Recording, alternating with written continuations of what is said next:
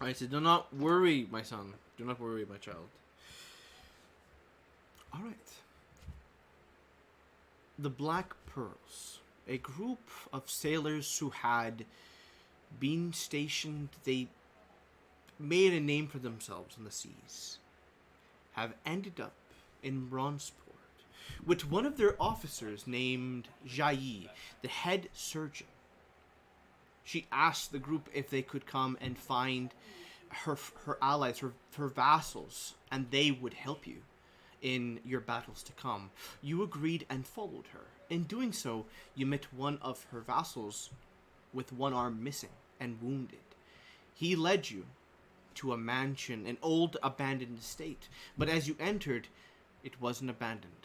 It was currently occupied by Warforged, who were going through the tedious task of removing flesh and skin from bodies. Did not matter if it was elven, gnomish, dwarvish, or orcish, they were doing it. And some of these Warforged had these really damaged skin on their face. A bad first batch. You fought through the estate, and as you did, you arrived at these two large doors, closed by one keyhole. With the keys you had, none of them fit, so instead you picked it. As you picked it, the door came open. You walked down the staircase, and you started hearing the sounds of water moving, almost like you were at the sewer level, or water was flushing in like a pool or a pond was nearby. You heard like people yelling. You heard robotic or these creatures who had these broken pieces of language or paragraphs speaking, but one of them seemed to be fluent in Common or Elvish, whatever language they were speaking. You opened the door and you jumped in, taking them by surprise, attacking, striking, slashing and cutting and piercing. The man in front of you, this Warforged, wore this golden cape, this robe. You know this individual, not because of who he is, or you've seen him before, because he wears a golden cloak. This man is a Warforged, one of the 7 merchants of gold. You fought him and attacked him. Axe him. For the strength you have and the ferocity, you weren't able to kill him. Instead, he came back with some sort of arcanic magic that you were unaware of. Your instincts were to jump, but you couldn't. Instead, you were pushed to the side, and he ran. But as he did, he had his back revealed to Johann, as well as his dimensional individual who he had popped out of thin air. You don't know what the story is with that. He says it's a duplicate of his, or another version of him. But she struck at this man, killing him. And as he fell, you proceeded then to kill the rest of these Warforged. Some of them are barely alive, others are knocked out or killed. You rescued the prisoners, or these people that were materials for these Warforged, out of the water. As you axed them with the keys, went into the pool and unlocked them one by one. Not because you wanted to, but because these are men and women that could be of help later on. Every man counts. And as you finished, I believe you have 140. I will look in the Discord, because I think that's where the number is. You have 142 you rescued, which is a lot. But I could be wrong. I'm gonna double check here. But that is where we pick up. You've just rescued these people. So here's the number. Out of 140 prisoners, 113 of them are alive and breathing. Some of them lay dead in the waters. They're being picked up. Others bitten to pieces and shreds, all because they were attacked by piranhas. They're slowly moved or guided towards you guys, and like nestled together like a pair of freshly born chicks, as they tend to their wounds and whatever they need. Jai is the one who's trying to grab anything she can from her bags and mend these people, and 42 is aiding with a prayer of healing on any who seem to be about to stop functioning. Okay.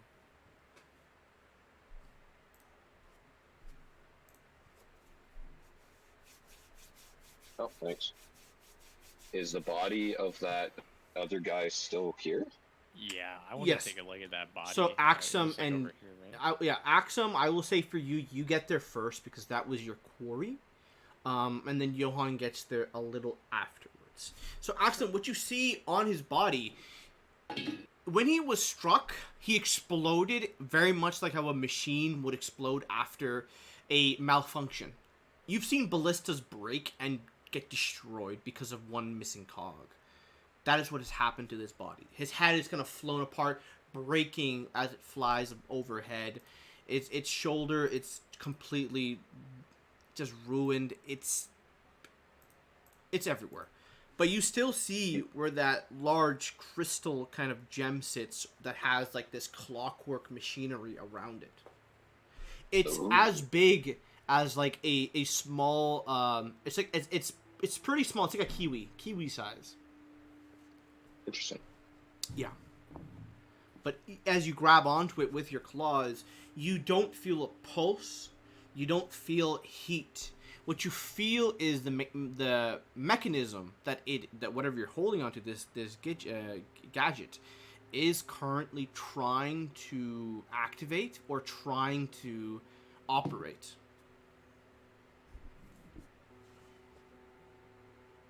Doesn't look like something I can eat.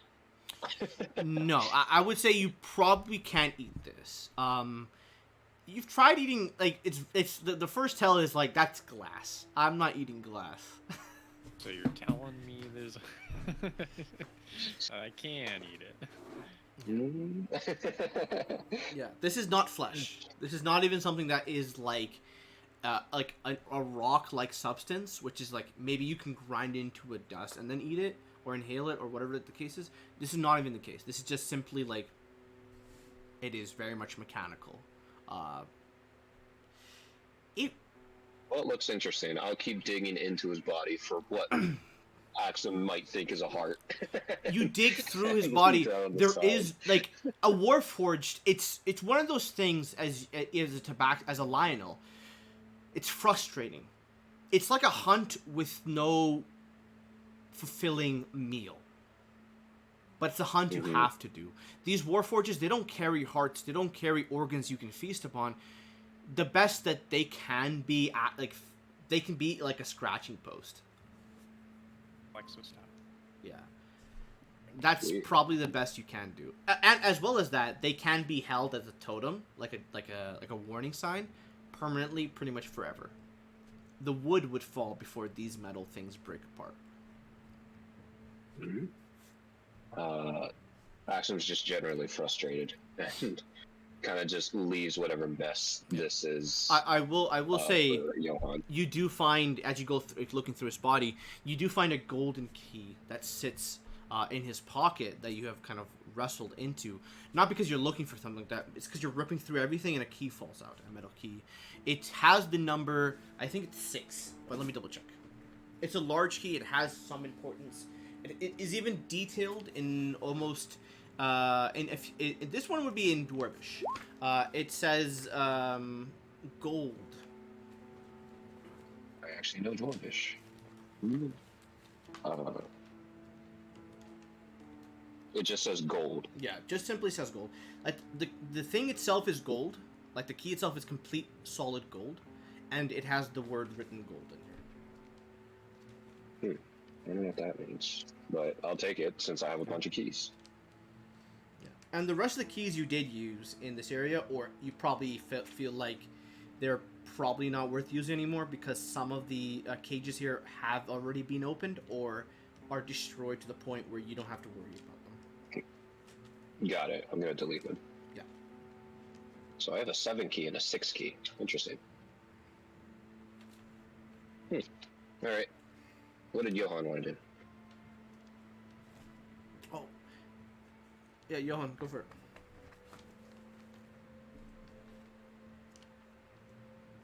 And the crowd begins to quiet. My man is full on. Johan didn't want to do anything apparently. Yeah. You're muted if you're talking. Sorry. I think so it's not a 7 and 6. It's the number 7. My bad. I apologize. And it's not Yeah. actually written. Yeah. Okay. You know, it's fine. Yeah. It can be written in Dwarvish. So you just have the 7th key. That's it. If you want to The roll it, 7 key. yeah, just 8. It's just the 7th key. That's you don't know what that means. It's not written there. The key itself is just golden, and it has rubies and things in it. And it has a dwarvish inscription written upon it, or mined Okay. or drilled into So it. for clarity's sake, Yeah, I have it's 2 keys right now one in key. my inventory. Only one key, because the 7th key you pulled from Um, this guy. No. I apologize. I No. had a 7 key You're prior correct. to this. You're correct. No, Yeah. you're correct. It is the number. It is the number. Number 2 key. I apologize. That one is written in primordial. Okay. Yeah. So for clarity's sake, I got a 7 key From the I believe the yeah office. the mansion. Yes, that is Area. correct. The mansion estate, and the 2nd key is the one you pulled from his pocket. And that's a 6 key. That one is number 2, and I apologize for that. That was my bad. 2 key. Yeah, Got it. number 2 key. That one's written in primordial. Do you know primordial? I do not. Okay. Anyone in the group know primordial? Nope. Okay. Does Cool. Jai know primal? No. She's a bit too preoccupied worrying about her vassals as she tends to them, curing them, wounding, taking care of any of the bites and, any of that issues. But, Going on, Punch. yeah. But as you guys are going through that, they have kind of almost sat around the group, or you guys have gathered around them, and Jai looks towards each of you, thankfully, thanking you, without using words, just a simple nod, a smile, and she tends to her people. If you wait enough for her to like tend to her people completely, you feel like the group you had sent out with 42, because of his sending spell, your sailors will arrive to evacuate as well as grab anything of use in this mansion. So all the weapons, probably gonna be a good all the idea. armors and stuff, even the ballistas that are left there. Sure. I'd like to help Jai.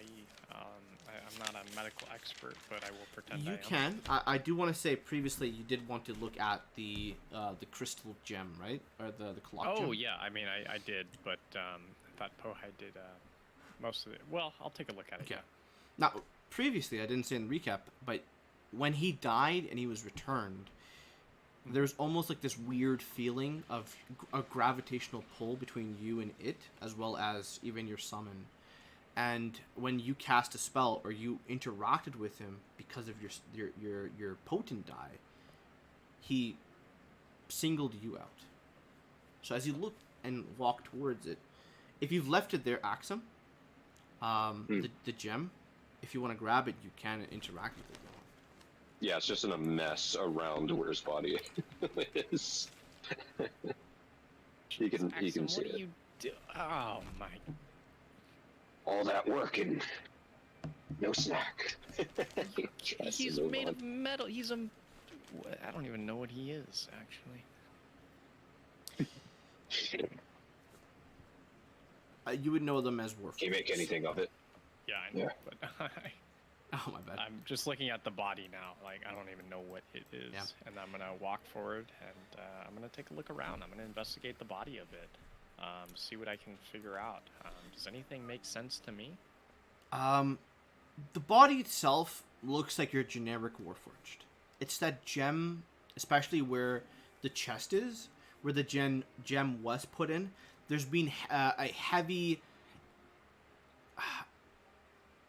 the body has been changed quite a bit, more than it normally should be, even as growing and aging Warforges go. It seems like his chest was widened, as well as dampened with magical runes, as well as metallic pieces that could sustain his body from not burning up by heat and not freezing over. So a lot of safety efforts were put into his chest, and the thing that was held in his chest is now out and on the ground. I'm gonna pick it up. Do I feel any arcanic stuff coming from it?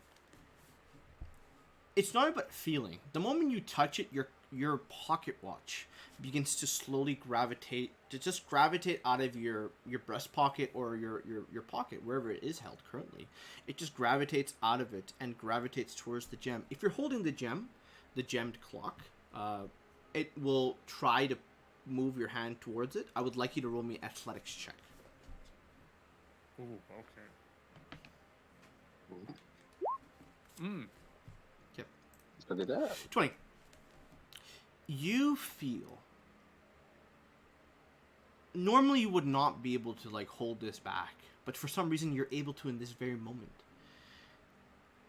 Maybe it's the adrenaline pushing through your body. You can pull it back to a point where it's safe and it's no longer straining your muscles, or you can keep it there, and you can roll me an investigation check. I will Okay. roll that investigation check. 29. Looking upon the actual clock cogs that are there, they're moving twice as fast as when they were on the ground. Almost like they're being sped up as you move it, as it's currently closer to your pocket watch. You have an understanding that this thing and your pocket watch are trying to come together. It does not seem like the pocket watch is disintegrating or destroying itself or ruining itself. It just seems like the pocket watch is trying to return back to what it was or what it is. I will. Man, I might regret this, but I'm gonna let it combine. Then Okay. I'm gonna pull it out and taking a bit of a risk. I'm just kind of shaking just because I don't know what to expect here, and I'm gonna see what happens. So the pocket watch in design for everybody here, it is your antique pocket watch that you will find in most shops. It has a few tweaks, some scarring from over the years that Johann has used it. But as that kind of gem begins to float towards it, and it's not like two magnets trying to slam into each other from opposites.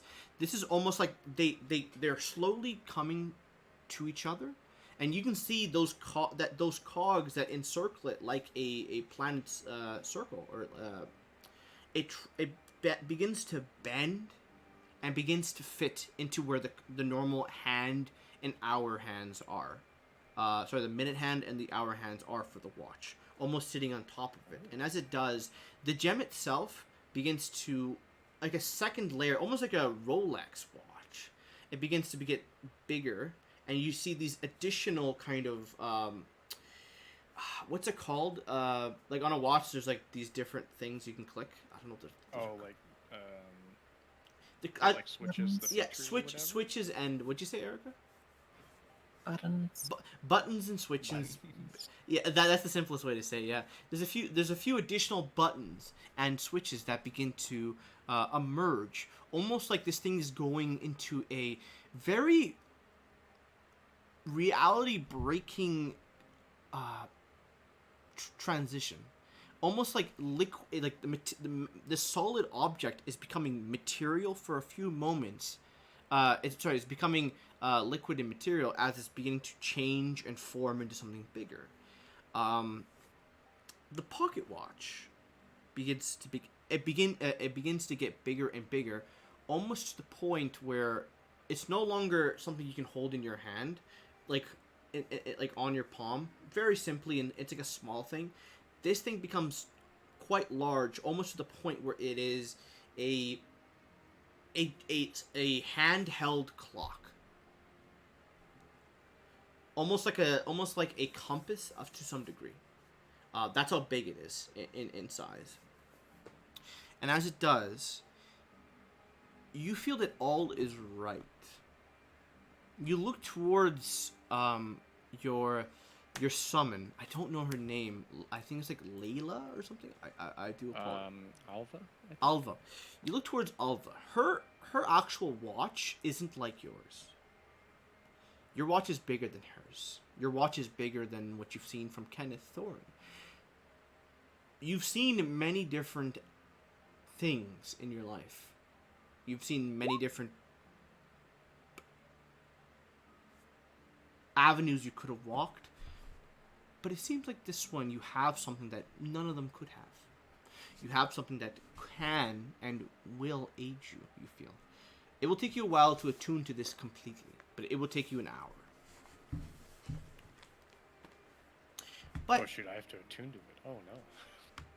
you can roll a d8 right now. Actually, no, we can wait till later. But for now, that is what you have. Okay. Mine is bigger, that's right.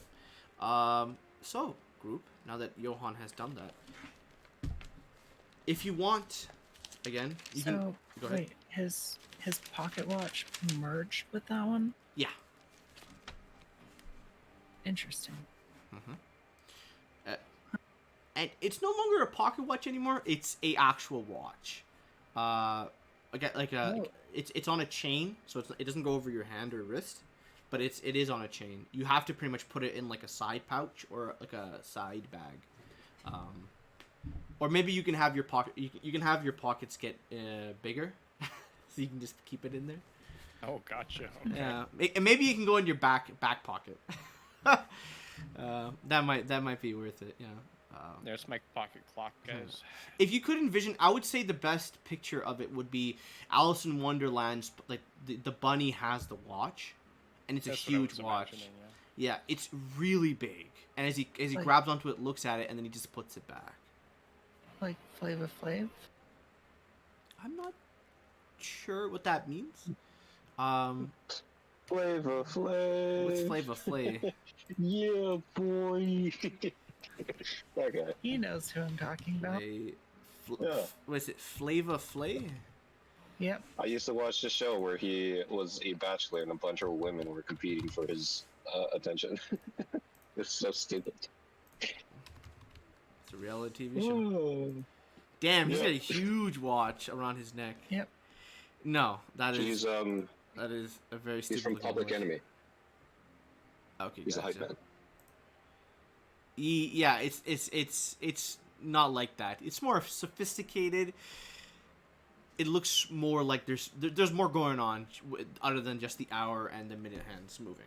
Are you saying he's not sophisticated? Johan, That's what I'm saying. get bro. a That's what I'm saying. chain. Bro. That's what I'm Get saying. a chain, Fam. Johan. Yeah. What are you saying, boy? Did you just say Get a chain. Get a Yeah, chain bro. and put the Get watch them, on get the get chain. them grills, bro. Get them grills. Oh shit! Maybe Yeah, I get dude. a gold chain.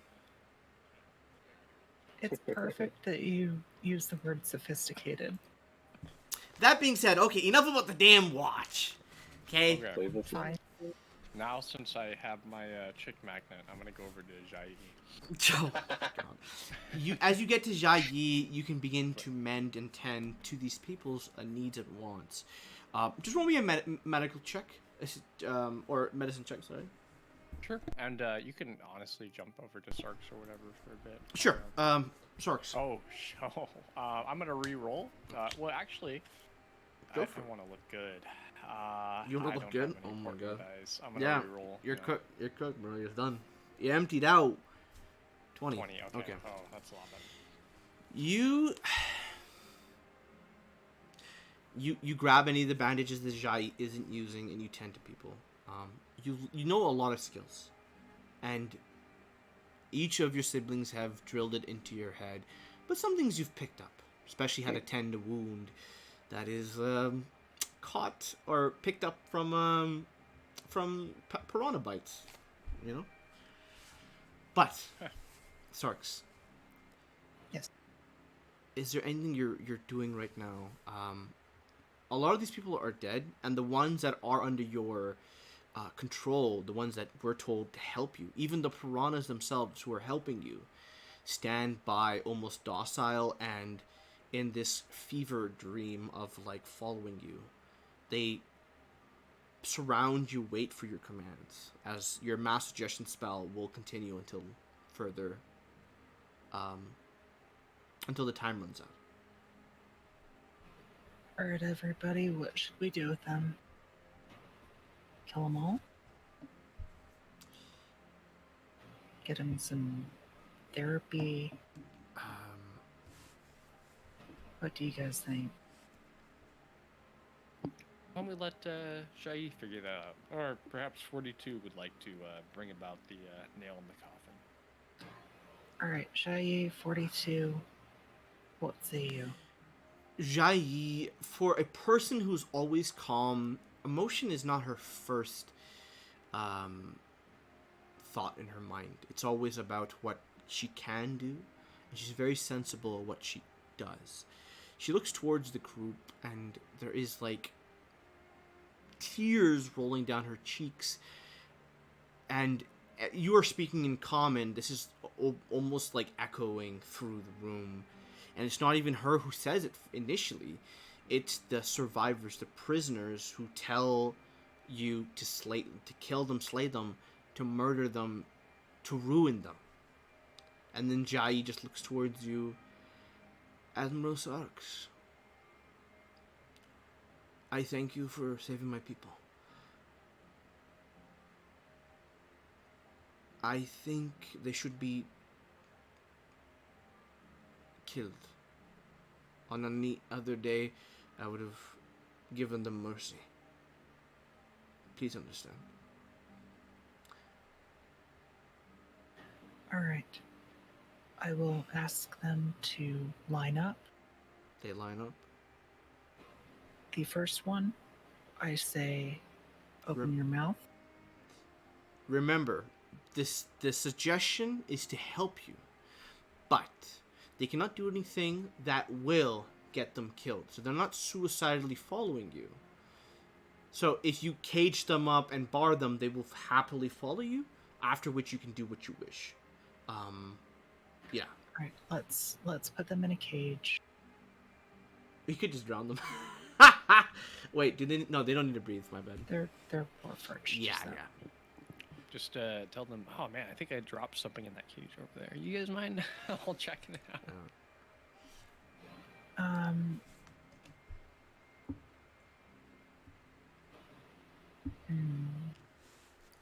I will say for the time being, your magic is potent enough Okay. that you're able to do what you'd like. So the first guy opens his mouth. I will put my hand up to his mouth Uh-huh. and fire an eldritch blast straight into his head. Oh my... Okay, this is like execution style. Yeah. Yeah. I will say, because of what's happening, they will one by one, or at least this one, opens his mouth. You, if there's an arcane focus, you use a lot, or you just hold your hand out, your palm towards his face, you do that. The spell breaks the top of his mouth and goes through his head, at which point you can see light that crawls out of his mouth before it is muddled by the grayish blood that comes out. The bones that are steel fracture and break, and the wood that is there as skin are damaged and just fall apart. The man falls into the water, muddling it. How did the others react? They did not care. They're there to help you. As long as it's not suicidal to them, they don't really care. I mean, I'm just asking them to open their mouths. That's true. Yeah, there's nothing wrong about it. Because you could just shoot them in the face from the get-go. Yeah.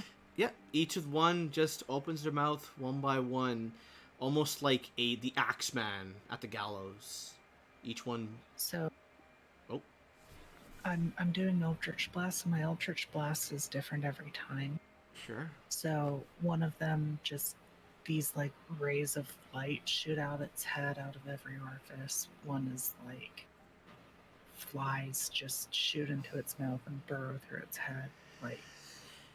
It's something different every time. And I just line them up, pile up the body, and once they're all dead, I would like to set them on fire. The worst thing about this is that once you deal with them, and as you're tending to the bodies, pulling them in a pile, the others do help you. They help you drag their dead allies onto a pile, and one by one, you go through them. Some of them you infest as the bugs burrow into their head and crawl into their skulls. Others you implode. Some, their face is burnt. But the pile is made. Any last words?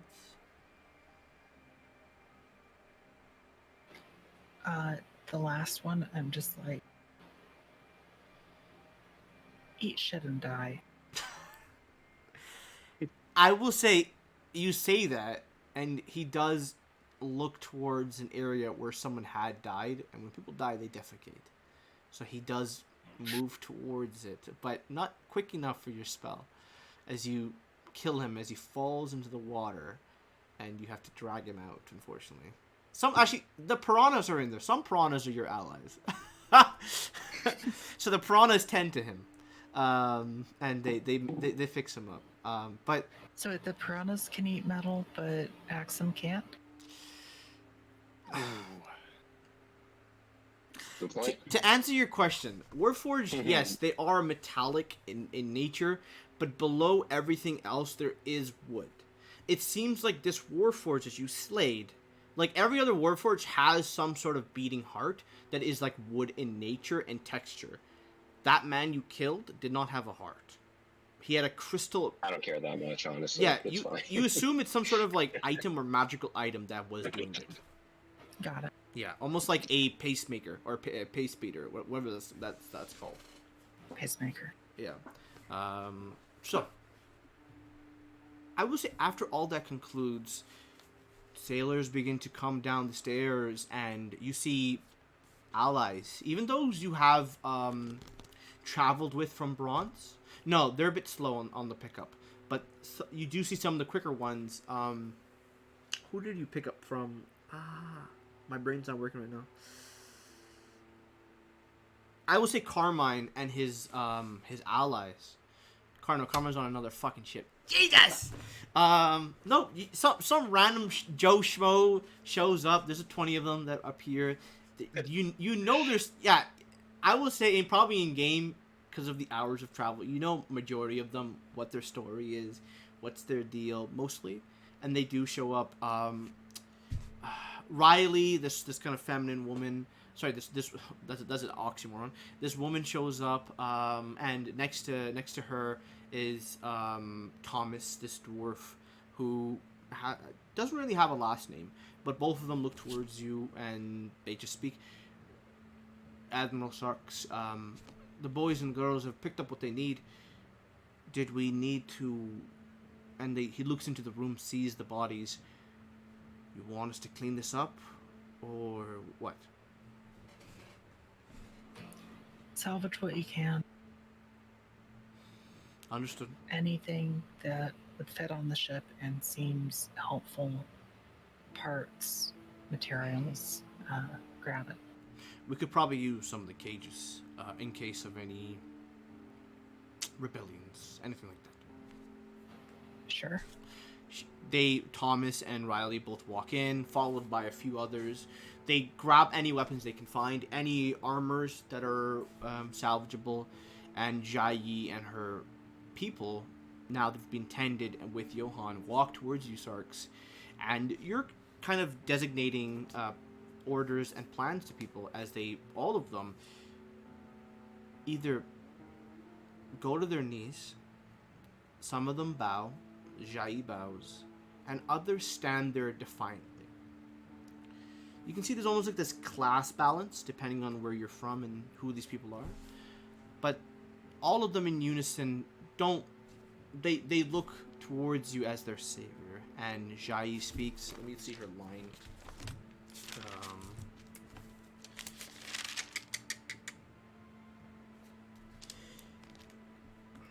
Admiral Sox, thank you for saving my vessel. Thank you for saving my people.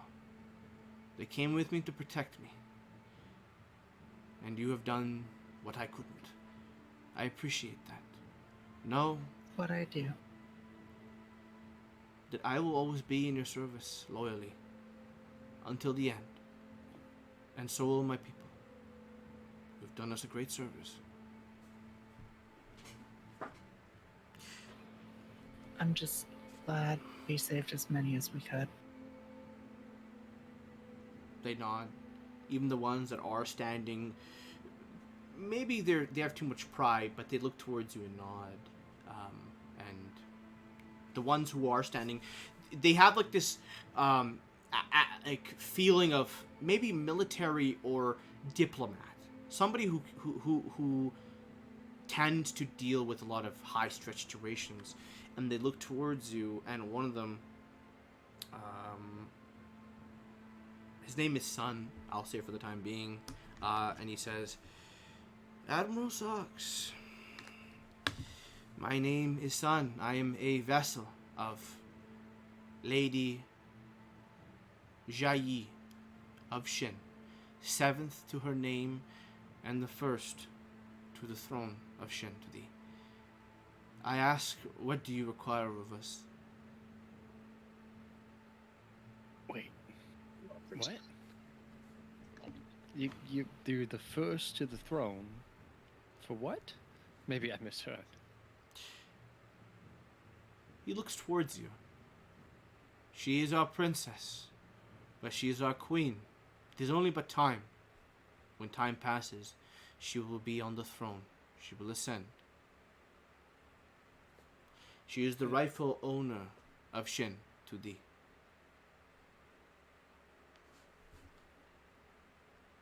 Huh. Damn, Shai. She looks towards you. I am sorry, I didn't want this to come public. I left Shin because it was dangerous. My siblings kill each other for their positions, and I was the next on the chopping block. So I left. Years have passed, and from the rumors we have heard, I am the rightful owner. I don't know when I'll go back. But right now we have pressing matters, don't we, Admiral? Very much so.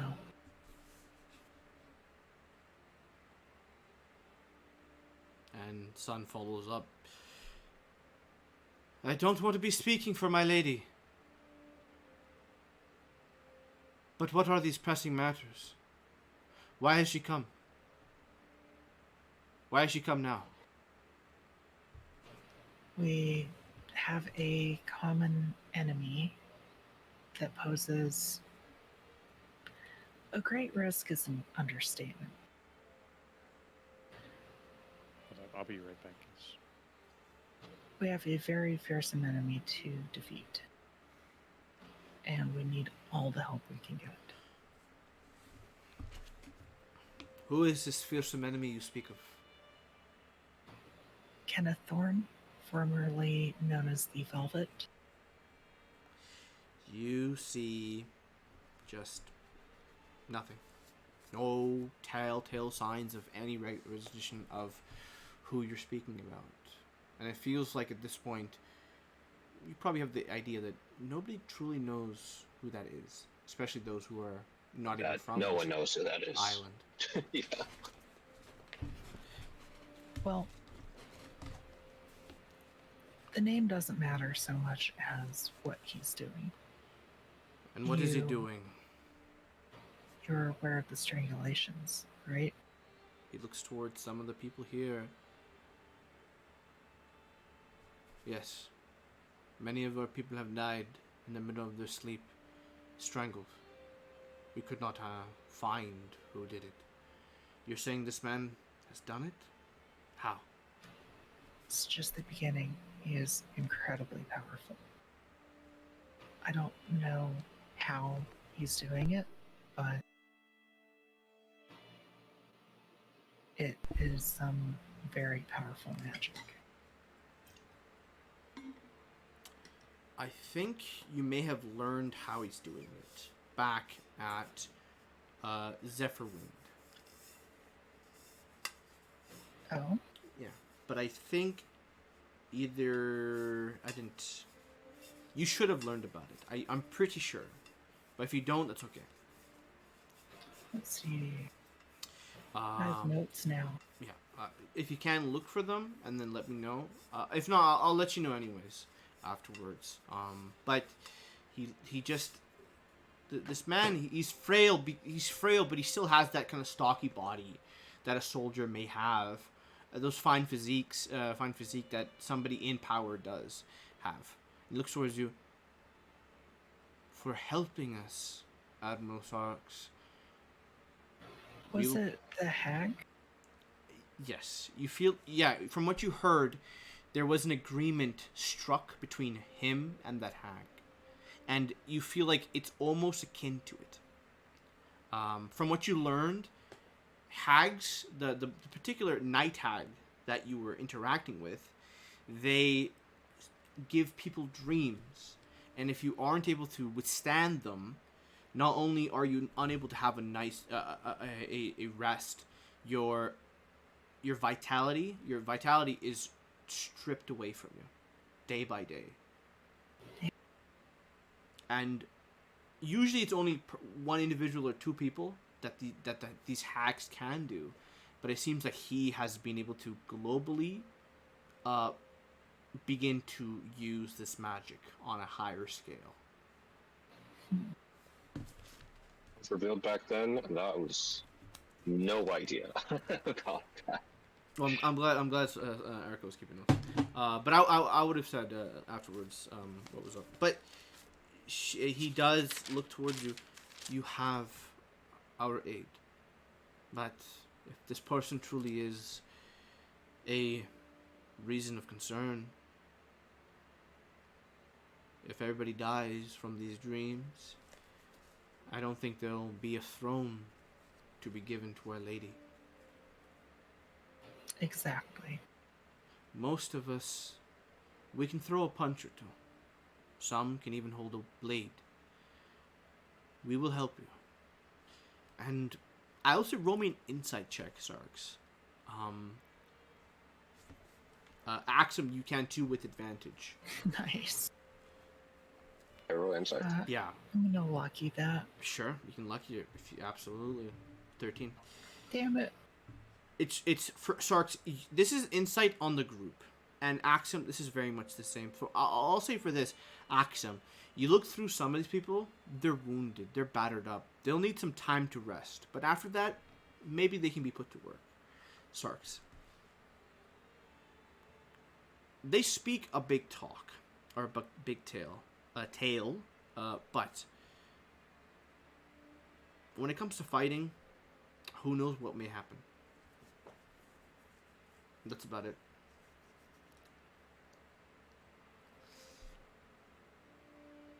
San looks towards everybody else and looks towards Jai, and he says, all of us will fight, and we'll fight for Our Lady. They stand, they brush off any of the dust and anything they have, dry off their clothes, and they begin to walk towards you, and then probably past you, as Jai tells you, I will lead them to the huntsman. After that, I'll get them taught how to sail and how to operate on a ship. Thank you. Thank you, Get there safe. Admiral. She steps back and walks. You feel like you've done something for her. Something she's been trying to do. You feel like you've set her on the right path. Good. Now then, you grab all you can, and it takes about 20 minutes. Not because you guys are slow or lazy. No. It's that there is so much cargo and equipment that there is almost like a line of people going back and forth, and you have to set up these perimeters to ensure that nobody is attacked at night. Because, again, this is Goldport. If somebody's walking, 2 people, 3 people with, like, just a shit ton of bags of metal, every Joe Schmo will come after you. It doesn't even matter if you are a merchant. People are too starved, too hungry, too poor to let that opportunity go. And it is this very slow 20 minutes is actually pretty fast. I'd say so. Say that again. Good time. 20 minutes is pretty fast. That's a good time. But you do clear this out. You look through the estate once more. Any particular place you'd like to go before you leave? You know what? What Where was is that guy running? He Good was. point. You look around the room. Roll me an investigation check.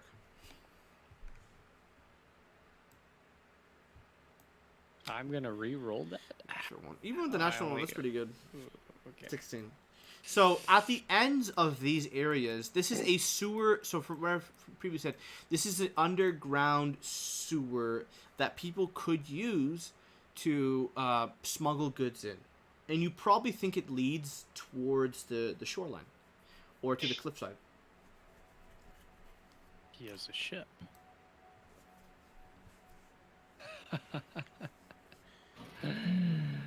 I think I know how we're gonna get the goods out. I will say this though: the goods have been gathered and already moved. Just kidding. Yeah. Johan's a step Yeah, behind. carts. Yeah, I know you just came back. Carts have already been gathered. It's just like the time that it took to clear the estate itself is more just getting everybody together, putting them on carts. Some of them are already on carts, ready to be moved, and then moving them through this kind of weird mansion. But you have done that. But yeah, he was. It seems like from your understanding of this area, it's very much what he was running towards the sewers, trying to get to the other side, hopefully. I think We it's could time that always- we commandeer the Merchant of Gold's ship and all of Yes. its goods along with it. After all, we have a large debt to pay off, and it would just be a shame to let it all go to waste. Mm-hmm. That's right. So, you have those two keys. Axum, you don't know where. I would say if any of you guys. No. Sorry, my bad. I would just bring it up to you two and be like, is there a magic that tells you what this opens? I think Anything. it was just the cells, if I'm being honest. No, there's two keys that he shows to you. Both of them look old. Both of them They're look... much more ornate Mhm. and nicer looking. They're not cell keys. Using a bit of my history, was there anything we passed that might give me some clues? Roll me another history check. This is very... I'm gonna this is very- add a. Ooh, I'm gonna use my last reroll. I think Okay, just letting you know that is a reroll 17 burn. plus 17. a 1d6. Oh boy. Okay. Yeah. 18. 18. So.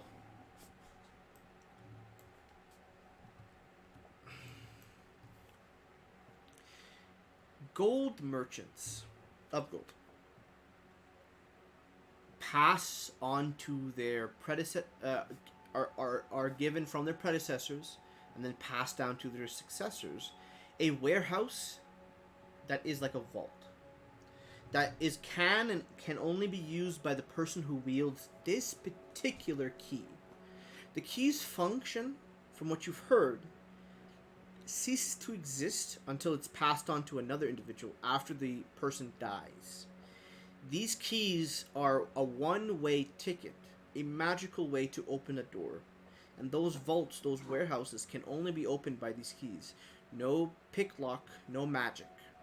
Inside, there are ways that people have set up where you cannot teleport in, and one cannot destroy it to go in because of the magical walls that have been enchanted. What They about, lie. Go ahead. like dispel magic. You could, if you cast it at a really high level. Oh shit. But I think that might fall into another thing. That might be another issue. Wait, so it You know- opens a magical safe house kind of thing? So it's That's a key to a interesting. magical safe house. Oh, Or, what or about, warehouse. Oh, so I can't just like pull the key up and use it, and we can't use it because it hasn't been passed down to us. No. So once you kill it, the key becomes, it doesn't function until the next person grabs it. And that point, that key is bound to that person's soul until they die. I look Kill at it. Axum. Kill who? Axum. You have, well, you now have access to the entire Merchant of Gold's treasure trove. The only question is, where exactly is this warehouse? I will say Well, with that's what I was asking I you will about. I will say with the history check, the warehouses are originally in the Word of Gold. It's a place where there's merchants, and it is a very thriving and an area where a lot of people do walk into. People with coin. That's where most of the people buy goods. But there's a lot of warehouses there, and some of them belong to the merchants of gold. There is a rule though. Everybody knows it. No one is to disturb any of the warehouses, unless you are the one who owns it. Hmm.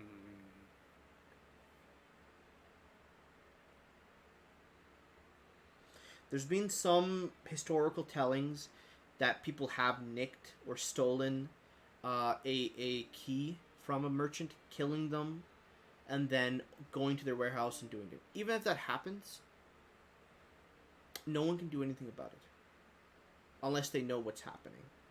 But most cases, people don't really care. I say we find the ship, and if the warehouse is nearby, we should go to that first, huh? And then we should go commandeer his ship. Is it something so simple as in just like map? Where is this warehouse, or is it hidden? It's very much you can very easily spot it. It wouldn't be too hard. I will say Johan probably knows more about Goldport. Sorry, Sarks. This one. I apologize. I think Sarks would know a Yes, lot I more, checked. way more than Johan. If you'd like, you can roll me a history check as well with advantage, because this is where you're born initially, or you were you were here. Well, you said the And word. I was also raised by somebody who possesses one of these warehouses. Yes, that's right. So I roll with it. Now I think if that's the case, you don't even need to roll. So yeah, you would know. Go to the Word of Gold. There are these large warehouses, 7 in total. One of them is unused because the key went missing a few years back, and no one really has been able to get into it. It's been a few, maybe centuries. That warehouse has been like just locked. No one has ever seen anything in there. But everything else, the other 6 warehouses are able to be opened if you have the key to them. And you've seen, you've heard, or even seen in like these kind of like monthly or yearly kind of charades, or these what's it called when people walk around a city in like these celebratory parades, where on occasion the city can be a nice place to live. The warehouses are opened by some people who are either planning something, scheming something, or trying to give back to the community. But when they are open, people there is probably gold and things in there. Pretty much all you gotta do is go there, and whichever warehouse the key belongs to, open it. No one will pay you too much. Well, they will know you opened it, but they won't interact with you. You'll be left untouched. I'm confused the magical nature on this key. What makes it so special, other than the fact that it opens up a warehouse? So the warehouse itself cannot be opened by magical or mundane ways. You cannot teleport inside the warehouse. Key. It has to be the key. The key itself is bound to the person who holds it. If that person dies, it becomes unbound, and at which point the next person who grabs it is the carrier. So Axum, congratulations. You are the carrier. So interesting. Okay. Yeah. So, Johan, if he grabbed the key from you, could not open the warehouse. So, Axon, let me get this straight. You are now the sole owner of the 7th richest person in Goldport? Key? Well, I mean, I guess you wanted something out of that hunt, right? Maybe he has more. Let's find no, that place. I don't think so. So, as you three, as well as the few other people you have kind of commandeered to be like, hey, we might need some help, they grab carts. Carts are actually not that hard to find. There's a lot of schemes that go in this city. A lot of kids use it as a way to earn money, and they're left literally all around the place because there's more carts than there are horses. Let's just say that first and foremost. Uh, yeah, I'd say there's for every horse there's 10 carts. Some of them are small, some of them are big. Go ahead. These people really need to stop making carts. Yeah. You like most of the carts are very much like, man, you can use them as your own. So you can like Johan can carry somebody on the back of the cart if he wanted to, and like and push it. It's not too heavy. It's not like those big carts that we are normally accustomed to. But you guys can grab some of them. You don't have a bag of holding, but as you go towards these warehouses, these are humongous. These are as big as some of the warehouses you have at Silverport. They are white stone, marble you may think, or something else. There are no windows. There's one door. The roofs themselves are flattened like a cube. There is a singular large gate with a singular keyhole. And if you'd like to go to the secondary one, the one you have the other key for, you can. Just tell me. So I will say this, Axum. You have Clock's key. That's a good way to differentiate it. Numbers is a bit rough for me right now, but Yeah. And then you can just Which tell one's me Clock's key? Clocks. Okay, you arrive. So all the warehouses are. They're identical to each other. It seems they were built in the same fashion so that each of the merchants, probably back then, would live at the same status. Though, as years have gone by, some people are bigger, some people are smaller. Just how life is.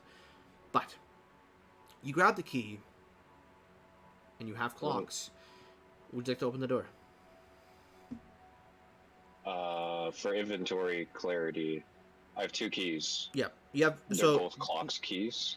So, the one you found in the estate, or in the office, that is not Clock's. That is something else. While the one you found on Clock's body, which I think the one you found on Clock's body is 6 or 2, correct? Yes. It's the one that I was confused about. And the one that is in his office is number 7. So I'll keep that as number 7.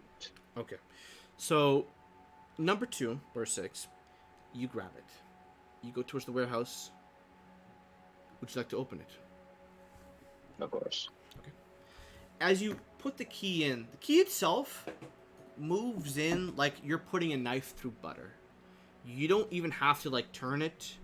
You don't have to shake it. Nothing like that. The moment the key enters, it sticks in there, and the doors themselves start to slowly move. And as it does, light begins to flicker inside of this large warehouse.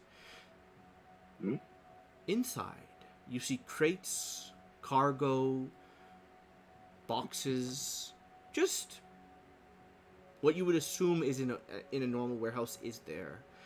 As you crack some of them open, there's gold, blades, weapons, blueprints,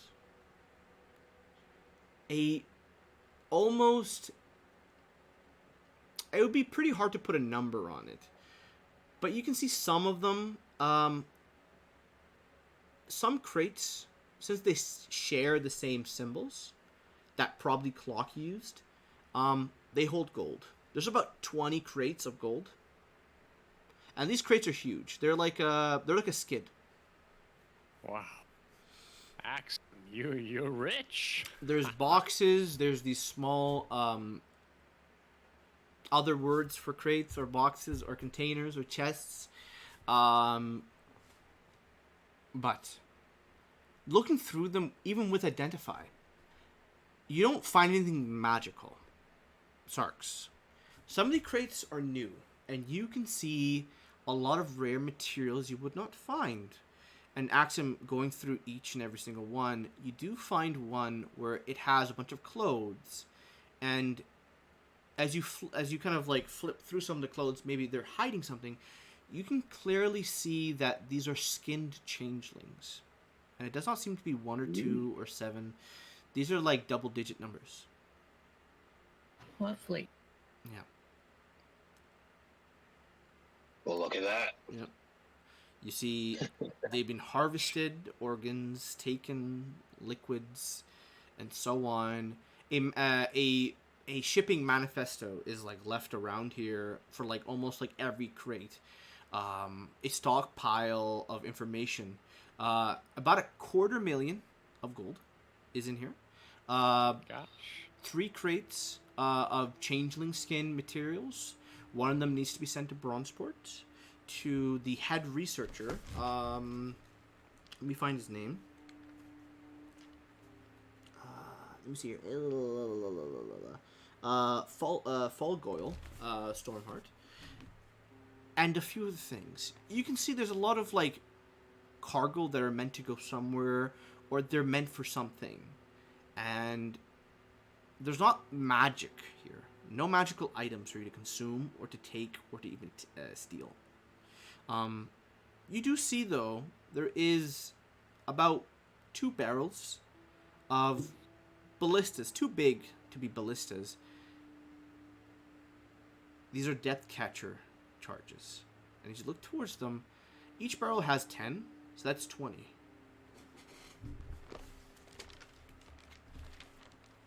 Nice. I will give out what is... If you take everything, you can.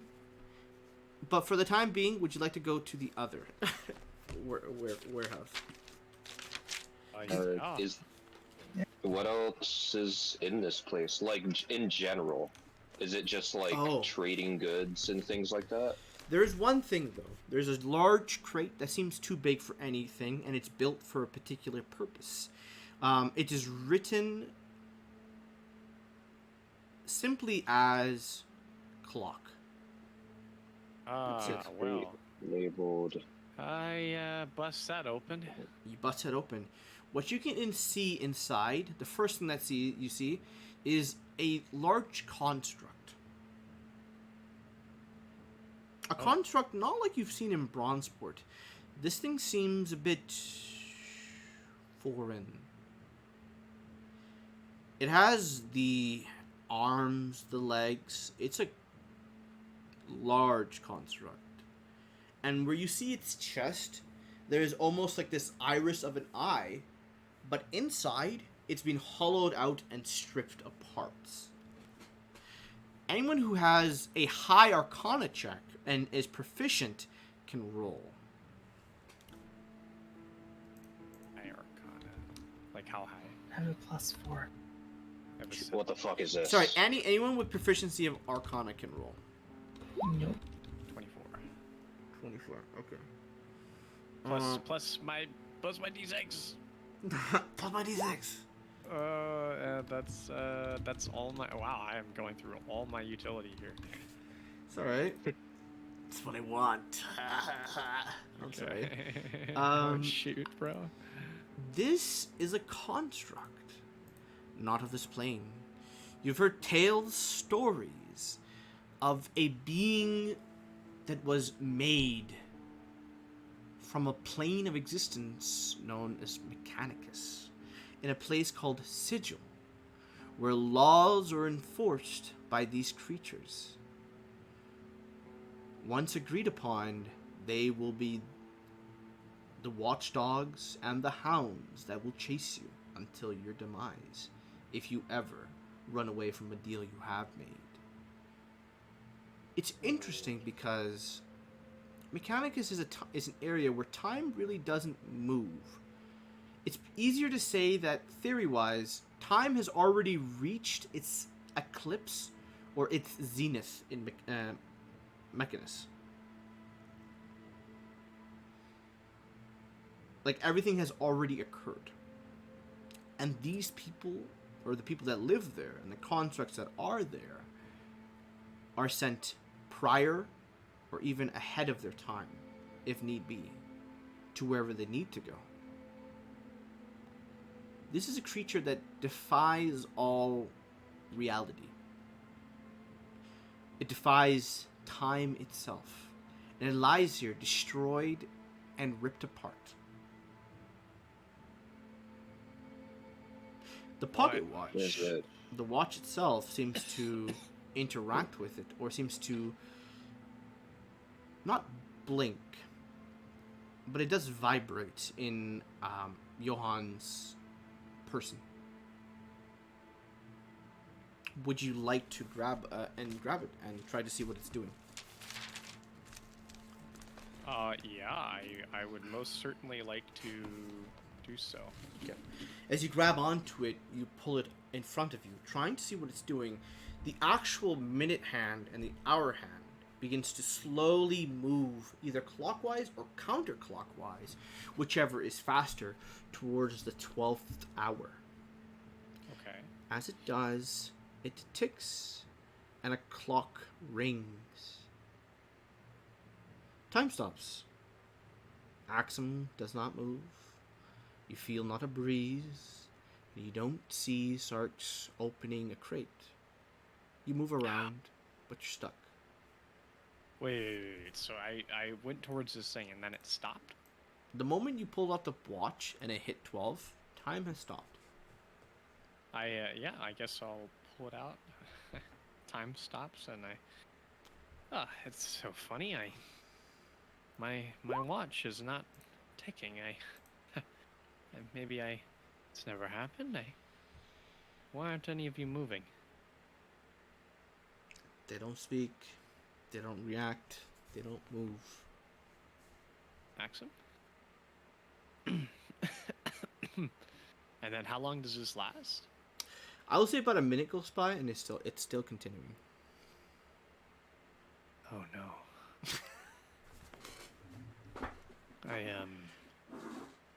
I'm gonna just kind of look around. What did I do? The actual item itself seems to lie there in your hand, stuck. Would you like to do anything with it? Do you want to try to understand it? To try to open yourself to it? Yeah, I got all the time in the world. Okay. Would you like to attune to it? And which item are you deattuning? Shoo, I will deattune. Oh, this is a hard one. So, but go ahead. I'm gonna deattune from the stone. I think the cloak of displacement. Done. As it's done, the hour finishes, and I'd say like you start to there's a little bit of panic and anxiety, but after an hour, clock begins to tick again. And you see the machine in front of you.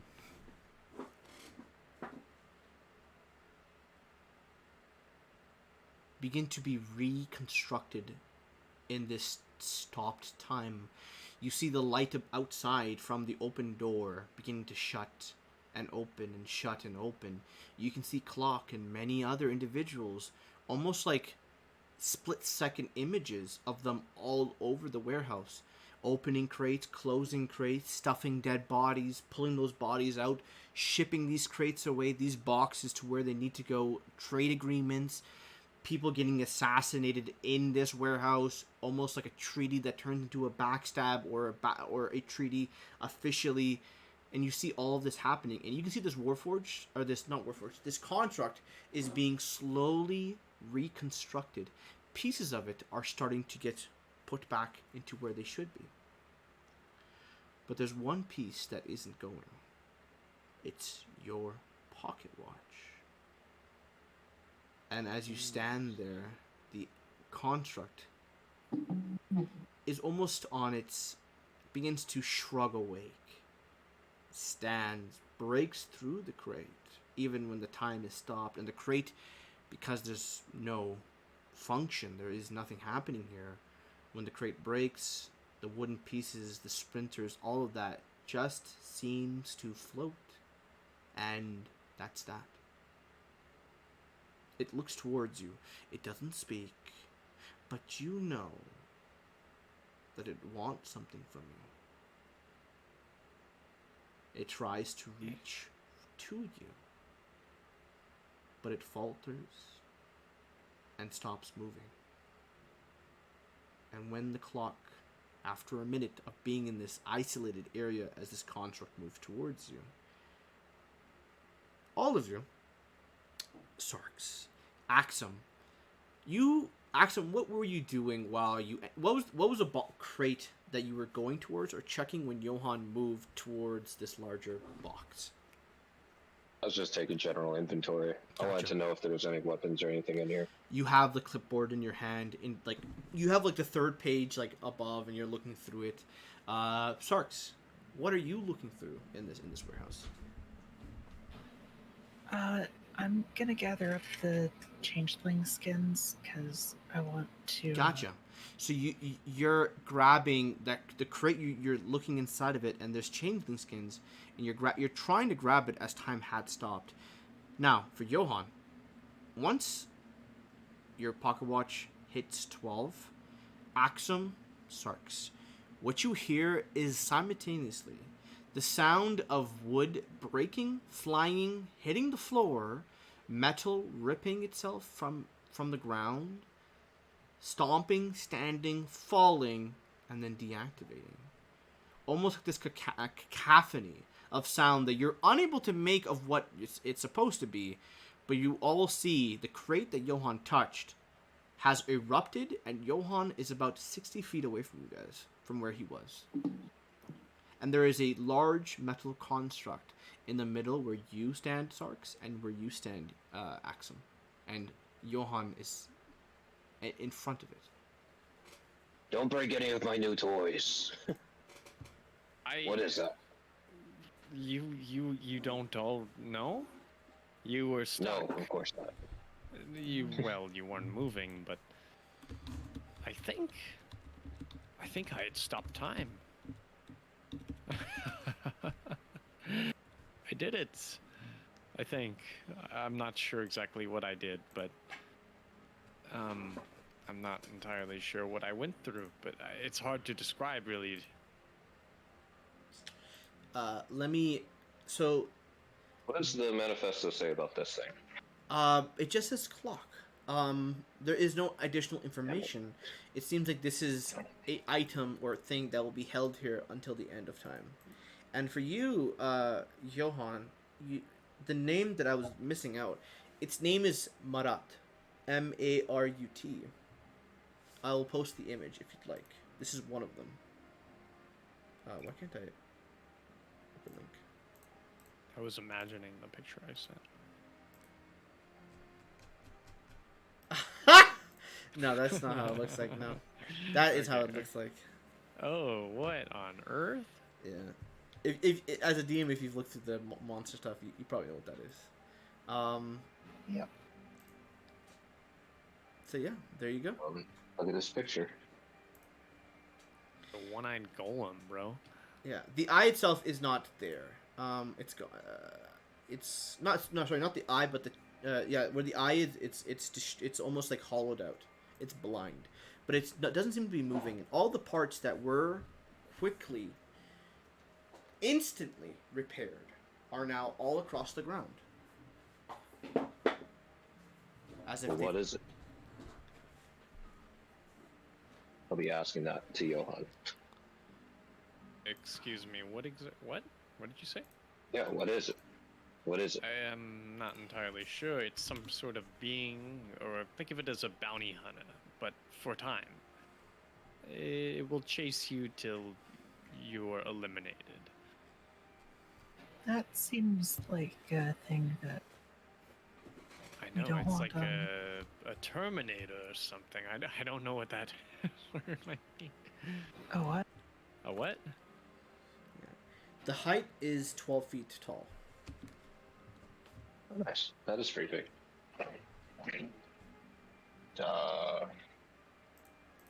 Well, load it up. We'll take it on the ship. Or on the other guy's ship. I mean, Even we don't better. have to move this thing. I mean, this is yours, Axum. technically, this warehouse, who would stop you from entering? I know I couldn't. What do you mean? I'm saying you own this place. Why not just leave it in the most secure place imaginable? Because we're going to war. And something that can fight is something useful.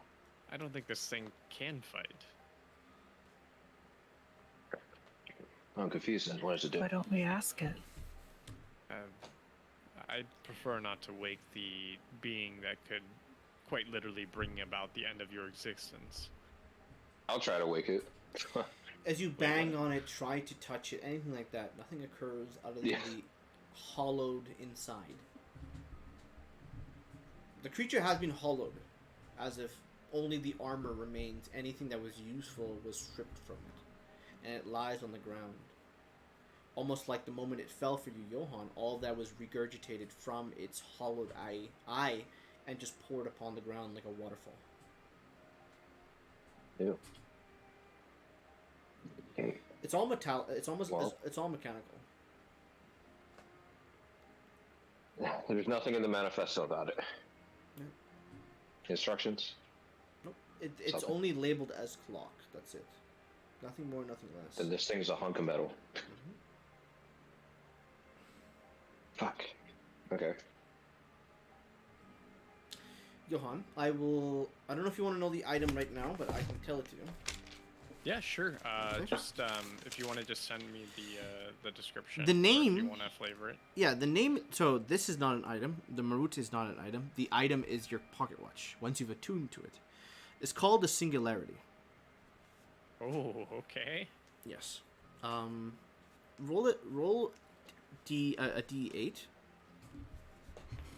D8. Okay. Mhm. I Now, shall. Remember that previous check that roll I made you do in the middle of Limbo, where you gained charges. I want you to add that to that. I don't Remember. know if I Okay. have. I don't remember if I have that rule written down. Okay, then roll a D6. I will say for the time being that is what you have currently. Roll a D6. Okay. I'm pretty sure I rolled a 6, but Yeah, I also remember you rolling. okay. 9. 5. Oh shoot! I actually have to take this call. Hang on. Go for This is for my side work. Okay, then we'll just put that on the side for now. But for the rest of Is this like an item? I'm confused. not the construct, the pocket watch, yes. Well, yeah, we always knew the pocket watch was an item. What the fuck is this thing? I'm just confused. It's just a dead construct. It's a dead construct. Mm-hmm. Okay. Yeah, the item he had reacted to this construct. That's all.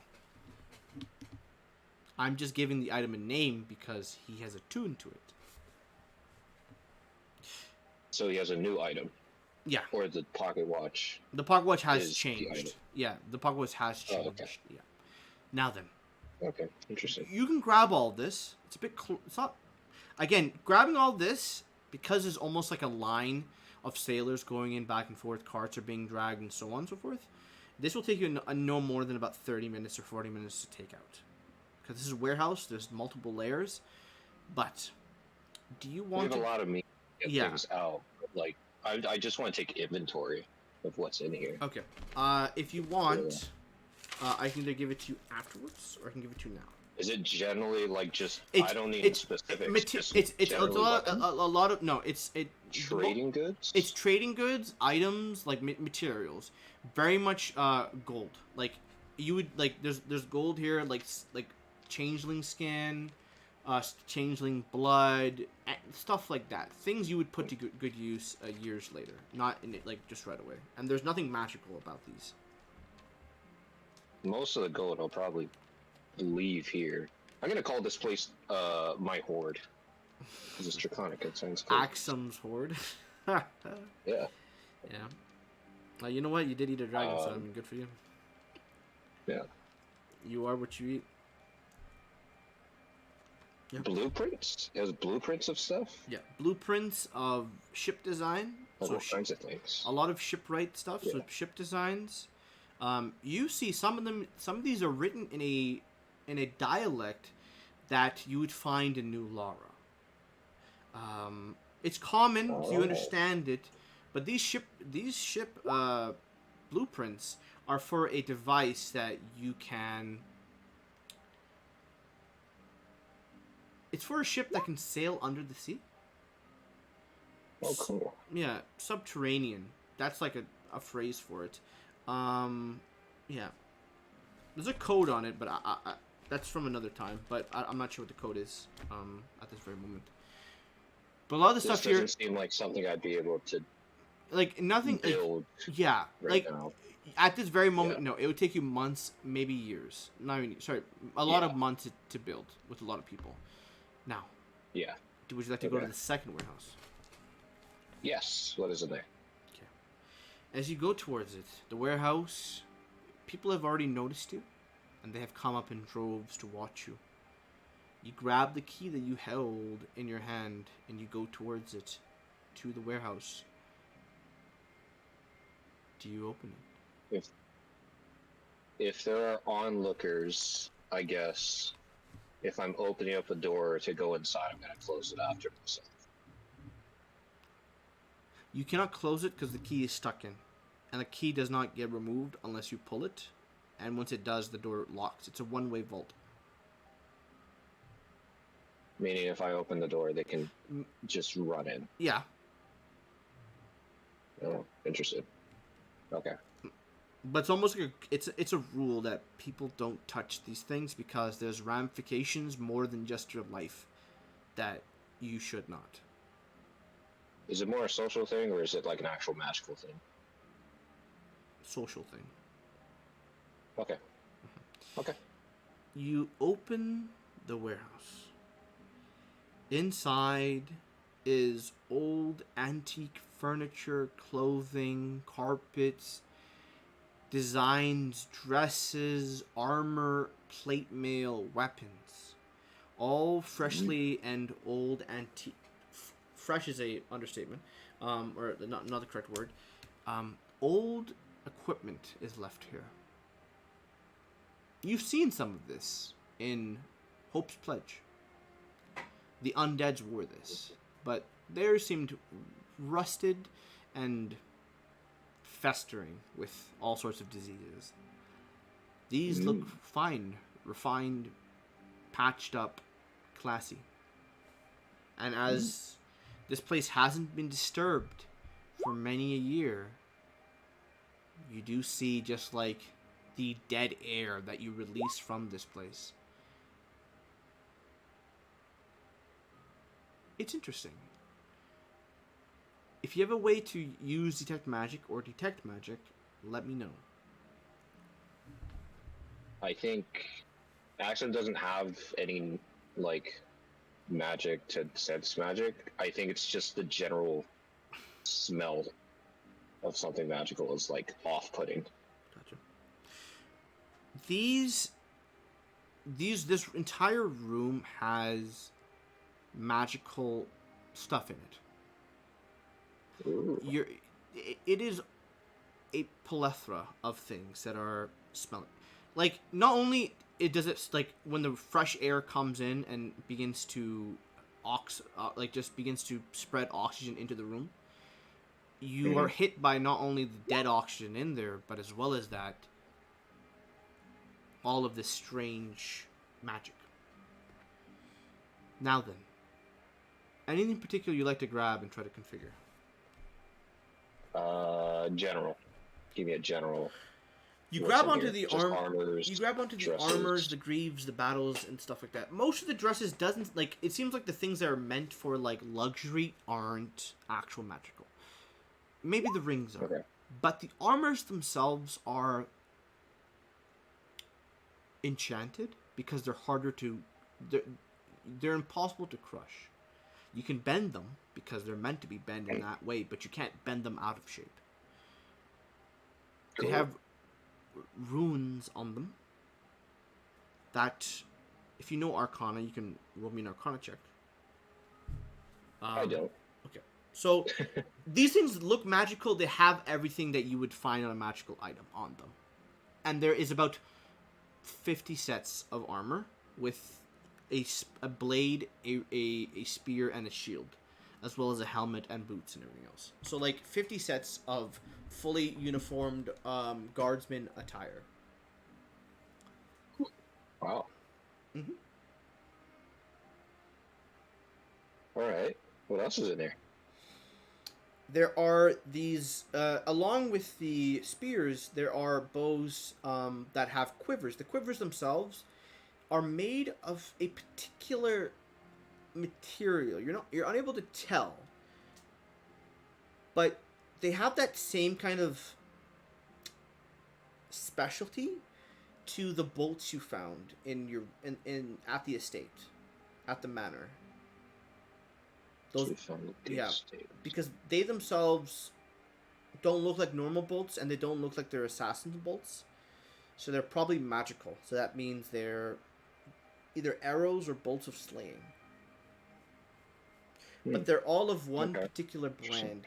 Each of these have 10 arrows, so 50 times 10 is 500, I think. So they have 500 arrows. Okay. Nice. And it's a slaying of question mark, because you haven't identified it. Inside further on, you see a map that has not been ruined, and it's a map of luck. I'd like to Should I be writing this down or something? It's up to you. Most of you don't use arrows. Depends. Actually, I was kind of just like assuming this was some kind of, what is in here generally. Okay. So let me pull up this bad boy. This is an old map. So. Oh. Guess I'll start writing this down. I zoomed in too far. Boop. Boop. Boop. Alright, cool. So, it has a map where it details Hope's Pledge, where it details key materials and key entrances to enter it. There is a shoreline where one could enter it via a previously damaged river system that does come out near the port of gold, which does lead further into the underground near in what would it be? I forgot the name. I think the name was the Endless River, where the checkpoint was, if you remember Axum. Okay. There is also other information, like there is a place inside where master craftsmen's worked. The arrowheads and the boltons. They created a device that could be made to kill large constructs and leviathans with ease. If one could find it, one would have an easier time in doing so. It was made years ago. That's the depth catchers? It seems like they've already noted the depth catcher. This seems like something more, like maybe an upgrade or a something else. But additionally, So they made Leviathan slaying things. Okay. There is a few other things on the map that it details with notes and things. It does speak about a man named Amir, and it seems to be speaking to Amir, and it seems to be saying, "Amir, this is our land.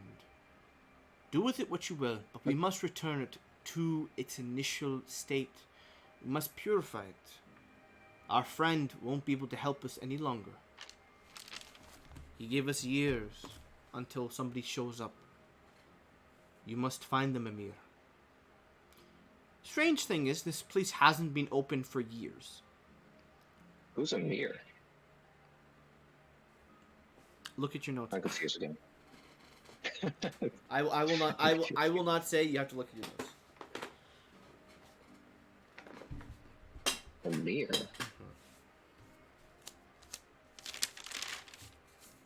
A few other things are written almost like a fatherly letter or message left on like a clipboard or on a whiteboard to their siblings, or not to their siblings, to their children. If you feel that this is not up to your task, take care of Fatima. The estate is in your name.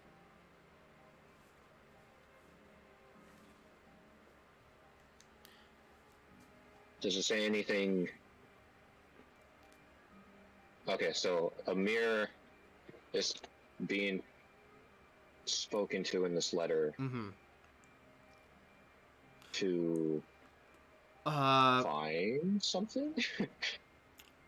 so remember, you're looking at a map. The map has a lot of like detailed notes on it. One of the notes is like a general thing. When you look towards it, it's from the person who wrote this because of the handwriting. Nothing has been done to the map. No one has really interacted with this place. But you do see that the man who wrote this is trying to convey a message to someone who was supposed to read this. But because of the things around here, no one has, or whatever it was supposed to, whoever it was supposed to read, it just never did. Yeah, Amir was supposed to read it. No I don't know clue. who Amir is, but what did he say? What is he trying to say to Amir? Pretty much that. Go to Hope's Pledge, purify it. We've our Savior only gave us a few years, to do so, before a man will show up, to free him of his constraints. And additionally, if you do not have the willpower for it, take care of Fatima. The estate is in your name. Otherwise, take care of house and Fatima. Okay. Now, Sarks, even though Axum is in there, you can perceive what you'd like to. Same thing with Johan. I know he's taking a phone call, but if anything, you can take what you want from here, and then leave. But the armor sets, the quivers, the weapons are the ones that seem to be more or less what you need. All the weapons are +2. The armor sets here, about 20 of them are plate mail. Other ones are let me check. That's pretty sick. Let me look up. I have more questions about this Go when for you it. got the chance. Go After for it. that. Go for it now. Shoot. So this Halfway. map that you brought up, which area are you referring to? The area I'm referring to is Hope's Pledge. There is and Goldport is in the. No, that's platinum. So this is gold right here. That's silver. That's gold. Yeah, Goldport's here. This is a very old map of everything. Yeah. Okay. It details quite a bit of information, and even some of the old places that you don't remember, like Smooth Range. It's not something Electrum Port, Clover Forest. What are these places? You don't know of them, as well as Hope's Pledge. Axum is too concerned about it, anyways. To be fair, he is curious. Is there a name associated with the person who wrote this message for Amir? No, but it seems like someone is doting on someone. His father type. Mm-hmm. That's what you're gleaning. Okay. You're not sure, but Possibly you feel father. it's a father. Mentor/father. And well, shit, it doesn't even seem like it's referring to something specific. That hopes pledge to purify it. I don't know what that means, but okay. I think I'm good. Okay. You grab what you can. You take it. The armor itself is heavy. You get the idea that you would need to attune to it to wear it, though you normally don't wear armor anyways. The weapons I don't think, yeah. are not attunement, but they themselves carry particular magic in them. Now, that is all you find. You do notice, or you are able to tell some information that there. Let me check here. it designates areas. So, one here, 3, 4, 5, 6. Designates areas. A seventh one lies all the way further north. I think that's all. What are these points supposed to be referring to? You're not sure. It doesn't mention it. It will mention. I will say there's a note left behind that does say, Amir, there is artifacts left behind by our friends and allies of Hope. They left them behind because they are no longer able to use them. They hid them from the man who is looking for them. You must keep them hidden until the time is right, and give them to who is deemed worthy. But never wear them, else the magic will fade when you perish.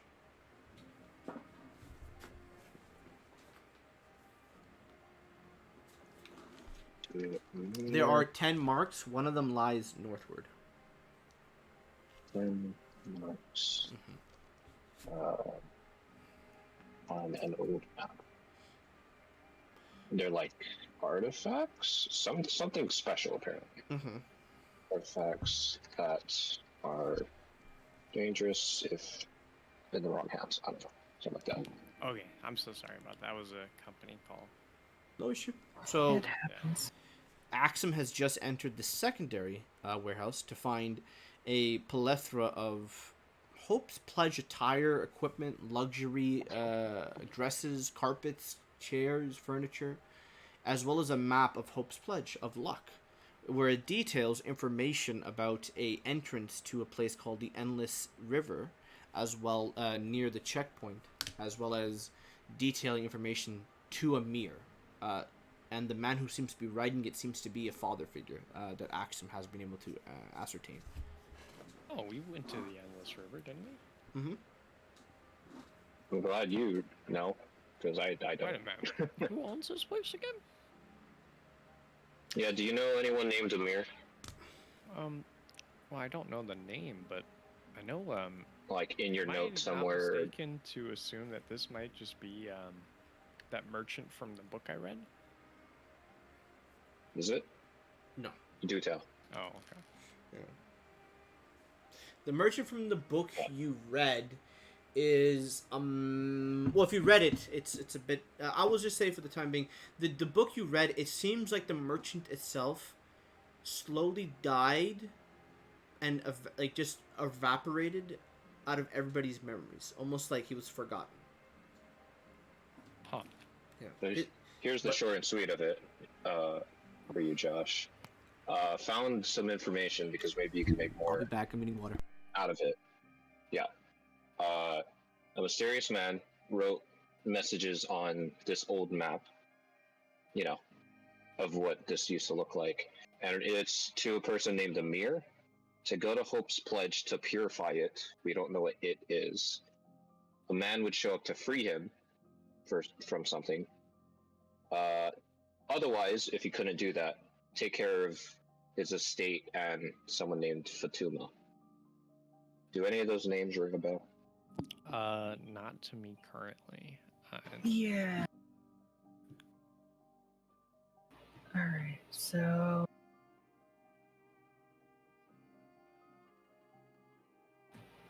He also Ahmed was the. We were just in his library. Ahmed or Amir? Oh, shit. Oh, yeah. Well, You're you onto can't something. differentiate? Ahmed was Are we? the father of Amir and Fatima. Correct. Ahmed. That was the picture frame, the large frame painting on the entrance. Okay. Who was he? I don't know, that's all I've got. I would. I assume he was probably maybe a past golden merchant Yes. did. Yes. Seen From as his how he had attire, misplaced. yeah. From his attire, yes. Because where he lived, that is where the gold port originated from. The old way is where the first houses were built. At which point it began to bloat into this kind of weird poverty line, and then people just moved to the coast to get fresh air, and then they drew a line to make sure the poor could not come to where the rich live. There's all sorts of like fucked up shit that happened as time went by, Oh, and that's why. segregation. I only wrote Ahmed, not Amir. I don't Yeah, understand who the Amir, heck you Amir- entered Amir's room. It's where the but anyways, yeah, that is what's written here. Most of the information, I will say, it doesn't. I would say Hey, let me convey this first. Go ahead. There's another message from Ahmed, it seems, to Amir that there are 10 marks on this old map. Artifacts that are dangerous if in the wrong hands. That's what it kind of seems like. Does that correspond with the stopwatch and everything? No. No. The 10 marks, The brooch. a lot of You know? a lot of them do seem to be in Hope's Pledge. Johan, you can roll me. You can just say what you want to say, or you can just roll me a history check. A long time ago. For Hope's Pledge. For the 10 marks. Because Axum thinks they're artifacts. Well, Axum. I'm looking for It weapons. seems you're right. No. Weapons. Mm. You get the idea that these places where these artifacts are, and how he talks about them, that they will perish when somebody. He pretty much tells Amir, give them to somebody who he trusts, and they will wear it. But do not wear it yourself, because if you perish, the item will perish with you. If you... Yeah, and they were left behind by people who could not use them anymore, and they are being sought after by somebody who wishes to destroy them. What? I wonder what they do. So with the 16, when you initially finished all the books and tomes, you had a clear idea or mapping of where most of these items lie, Johan. As you look towards most of them, and you remember where most of them were, they were mostly in Hope's Pledge. He seems to be talking about the items you have. And I think we know who wants to destroy them. Do we?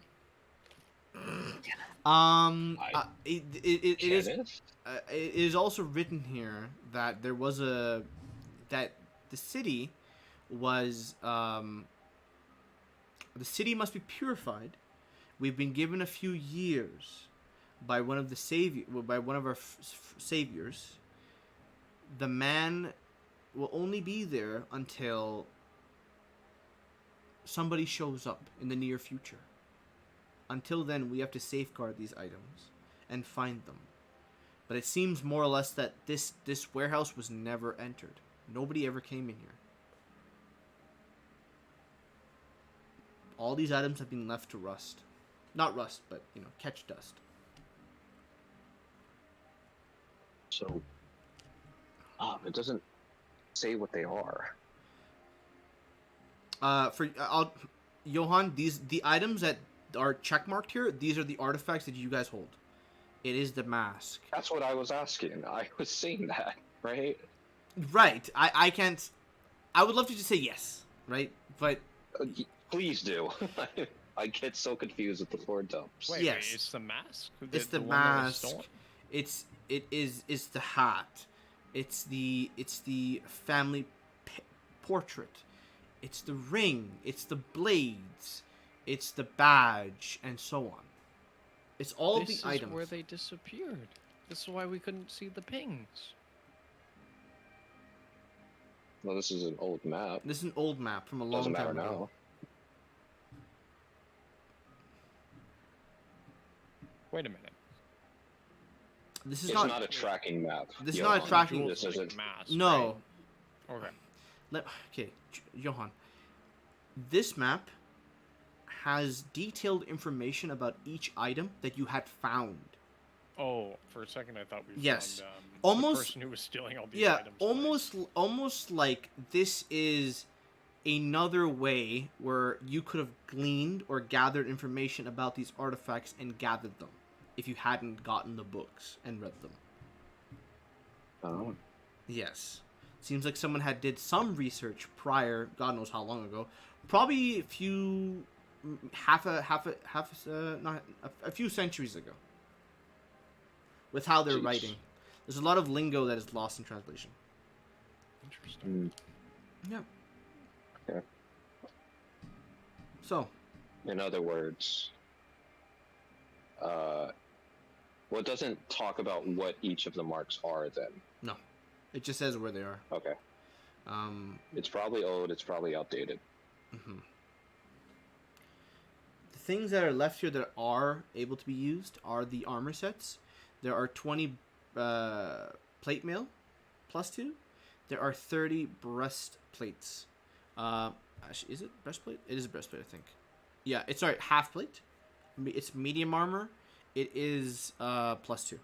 The swords are plus 2. The daggers are plus 2. The spears are plus 2. They don't. The blades and the weapons aren't attunement, but they do have magic in them. The armor is. Well, guys, take your pick if there's anything you want to try on. Armors, some weapons. Yep. Johan, there's a couple bows back there. There are With some bows. kind of slain boy. For a +3. arrows. No, the bows themselves are plus 2.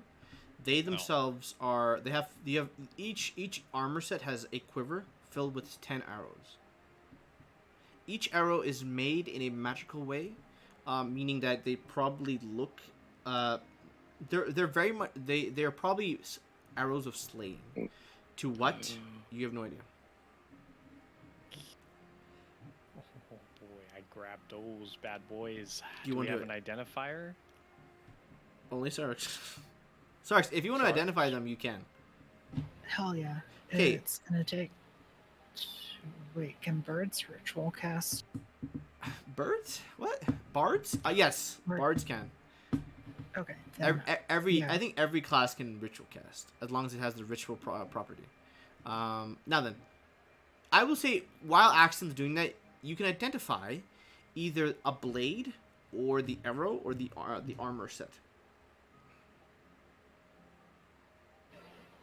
Let's start with the arrows. It is an arrow of undead slaying. Perfect. That is important. There are 500 pieces of these. 500 Nice. pieces Yep. of undead So 50 arrow flying? Quivers, Yes. 10 Oh each. my god, Yeah. Yeah. bro. Someone was preparing for something. Who is this guy? We need to meet him if he was alive. Seems dead. Seems, know, those- seems very dead. probably. Those were forged, were inside that Yeah. place. I will also say on the map itself there is one star symbol on it, Axum, Like that there is a note towards it. It reads, let me find it.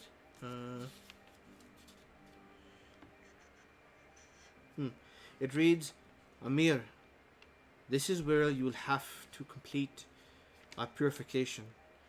The mausoleum of the first pledge. Remember what I told you. Be strong. You're the only one who can do it. You have my signia ring.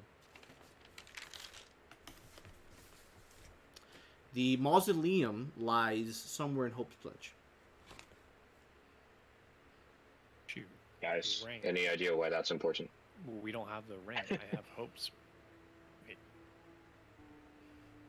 I have the badge or whatever for hope. I assume that's one of the badges. There are 10 artifacts. And then there's an 11th. It doesn't seem like it's correlating. It seems like the ring itself is something different. There is a ring that Aster has that is one of the artifacts, but not the ring he is talking to. You do remember there was a ring on the family picture of him wearing it. Ah, Mm-hmm. what makes these guys so important? Mm-hmm. You can see there's a bunch of carpets everywhere.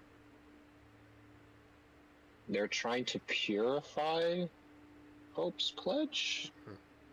Before a man appears to free their savior of his duty. A man appears to Free their savior's need to be there. So somebody is in Hope's pledge doing something, and when a man appears, that man that is previously there will no longer be there, and whatever will happen to Hope's pledge will happen. So there's a time limit to Hope's pledge. Mm-hmm. Okay. But again, as you said, Axum, this is a lot of the stuff here is old. It's a lot of it's very much out of date. I'll be honest, guys. I'm blanking entirely on the lore stuff for It's for okay. this. That's all right. Okay. It's all right. I don't think we're 'Cause, supposed to know this. I want to know, but I don't. I will say I will take. So with all the information written here, it seems like somebody was holding back whatever was happening to Hope's pledge for somebody. Now, when you arrived there, you did meet a man who did immediately disappear, or was about to disappear when you met him, Johan. Mm-hmm. He's probably talking about that man, his savior, or Hope's pledge's savior. Okay. Yeah. One who took it down. Yes. One and the same. The Respin guy. No. Kenneth Thorne. Kenneth Thorne is the savior? You Yeah. met him in the port. He was drinking his sorrows away. When Johan met him, almost like everything went funky, and the whole Hope's pledge began to break down.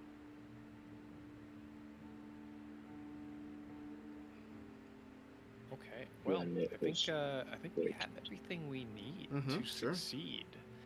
What do you all say that we load up this great loot, get those gold stacks to my boy Galakir, and let him know about the news and take off? Oh, and to take over that ship that the merchant left for us. Sure. Yeah, that would be good. Galakir was the one he wanted to get paid to help us, right? He And he we pretty much said, have- "I will give you ships if you have enough money." Okay. Yeah, he'll sell you the ships if you have enough money. Now then, $250,000? That's you have enough? $250,000. Yeah, you have way more than that. Yeah, with both of these things. That being said, though, We'll see. Sarks, Do you have a price? the plate mail as well as the half plate are +2. Nice. They grant the wearer a resistance to necrotic damage. Once per day, the creature has death mark on them. If they were to fall to below 0, they are brought back. Additionally, they cannot be feared. Those are for sure going to the officers. Sure, absolutely. Nice. There are half plates and breastplates. Full plate. So if you'd like to wear them, you can, just for the benefit. If you don't want to attune to them, that's fine. Oh, by the way, what I happened can't with the wear them. watch? Did you If you want to, redid it? it's you have the Was it watch. long? It's called the Singularity. Yeah, I know, but I never got to hear the description because I had to pick up that phone call. No, it was very much like the body felt, and that was that. There was nothing else added to them. Okay. Yeah. So, Singularity. I will tell you the information, I guess, after the game, because that makes the most sense. After the game. Okay, yeah, sorry. Continue. I didn't mean to interrupt. Now then, you grab all of this, grab the carpets, grab everything you need. Galakir is somewhere in this city. Won't be hard to find him. Well, might be hard. But 42 does help you, because he does have sending. Galakir does pick up, tells 42, meet me at the docks. Perfect. And We're looking for a ship anyways. you arrive to the Huntsman with all the money in tow. It's a bit too much. Sometimes a coin or two will fall off, and if you don't care too much about it, people will fight over it. And then you move forward. It's a long walk. What was the amount? A quarter of a million. Galakir? No, Galakir. How much did you want? I think it was like I don't want to 10k. take the whole fucking thing out, but yeah. 10k for like a sizable ship, and then if you want a frigate, it's like 16k, like a warship. Oh. Yeah. It's based on number. Okay. So. No, there is a limited amount of ships, so at a certain point, Yeah, money is no longer money is not an issue. Oh. So if you want to buy, if you want to buy all the ships you can, just know the amount of people you have currently on board, even with the 100 of people. On the Huntsman, you have about 90-ish people. Now you have Jai's people, so about 200. Huntsman needs 30, 40 people. So every warship probably needs that much. You could probably take 6 ships to sea if you did that. Against the other side having what? How much did they have? I will say when you get there, there is a long line of ships who have either been stolen, taken, sold off to, or bought, and they're left there for you to purchase. And Galakir just looks up towards Johan and says, "Brother, I've gathered what I can. These are everything that's indebted to me, and would have picked up in a few weeks you asked, or a few days you asked, I guess. Choose your pick." And he looks towards the cart, and he just says, "Let me know which ones you pick." Most of them don't have too much of a difference of what they do. There's about 30 ships. It's about, do you want sailing ships, or how big is Kenneth Thorne's armada? It's about 10ish ships. Right. But the only problem is we're heading into a storm. Mm-hmm. A real shit show out there in the open waters. Chances are we're not going to be beating them with skill, nor the environment. I think it's best that we have ships that are well armed and well equipped for things of that nature, no? True. I'm going to kind of look to the group. What are you suggesting? I'm suggesting that we buy the best quality that we can get here. If we get a bunch of minor ships, I fear the tide will simply wash them away. With $250,000 of gold, we could buy any ship we wanted. We could. So, we can. The only problem is the crew and, well, what kind of ships they've commandeered for themselves around here. Hopefully they have some decent ones. Most of the ships here are made for privateering. Nothing you would find that is like a imperial ship. Nothing too sophisticated. Very much basic ship that you would find at a dockyard. That if you wanted to buy, you could buy. Yeah. But I will say this: there is one ship that hasn't been touched because maybe there's a bad omen about it. But a certain captain who had died recently, well, recent-ish, left his ship here, and no one has bought it because they don't want to get killed by their crew. Captain O'Callaghan's ship is left here.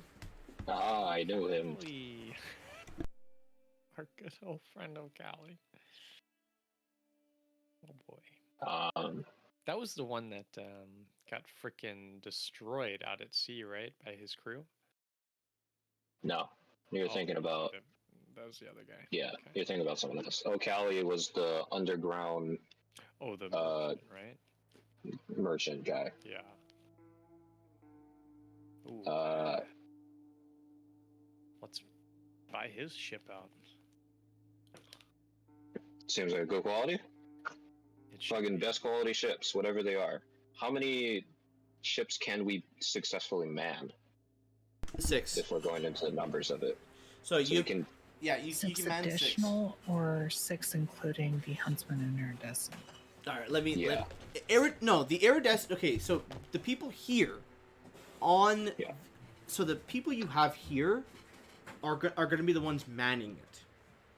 Once you bring it to the iridescent, because the iridescent has 100 people, plus you have the Fable, plus you have the Aegis, plus you have the Bronze Port people who are coming with you, Captain Hanwarren of the Charge, plus you have the other people. I'm saying you guys, with the people you have, can only man about 6. You need to bring these ships to everybody else, and then maybe they can man it a bit more efficiently. You need about... Actually, with that being said, I'd say 12. You can barely manage. I'd say you can buy 12 ships right here. They can all be warships. And you can barely manage... they can barely manage to sail it, but sail it good enough that if anybody does attack, you can deal with them. 12 warships Yeah, it is. 12 warships. You know what we should do instead? What if What we is that? put a hit out? What if we put 250,000 gold to whoever kills the thing we're trying to kill? How much gold left over would we have? We wouldn't even 18 need times to- 12. So, what is that? 18 times 12. We wouldn't even need to kill anything ourselves. We just have to point them in the general direction. And while they're all They would- flocking, who knows? They would all die. 216. You're saying Just to die simply without put- our leadership. They would all die. 216? 216. 18 times 12. 18 times 12? That's 26,000. No. Do you have 10k on do you guys have 10k on the side you guys have left? Cuz that's about 250,000. Yeah. Cuz So each 216,000 costs right now. yeah. Cuz each ship Okay. is worth 18k and you're buying Okay. 12. That's the math. Alright. Oh, and I also need Got to it. pay off my debts as well. Yeah, so if you guys have 10k What debts do you have? Yeah, either you can just buy 11 and call it a day and have that much to spare, or you can cough up 10 more K.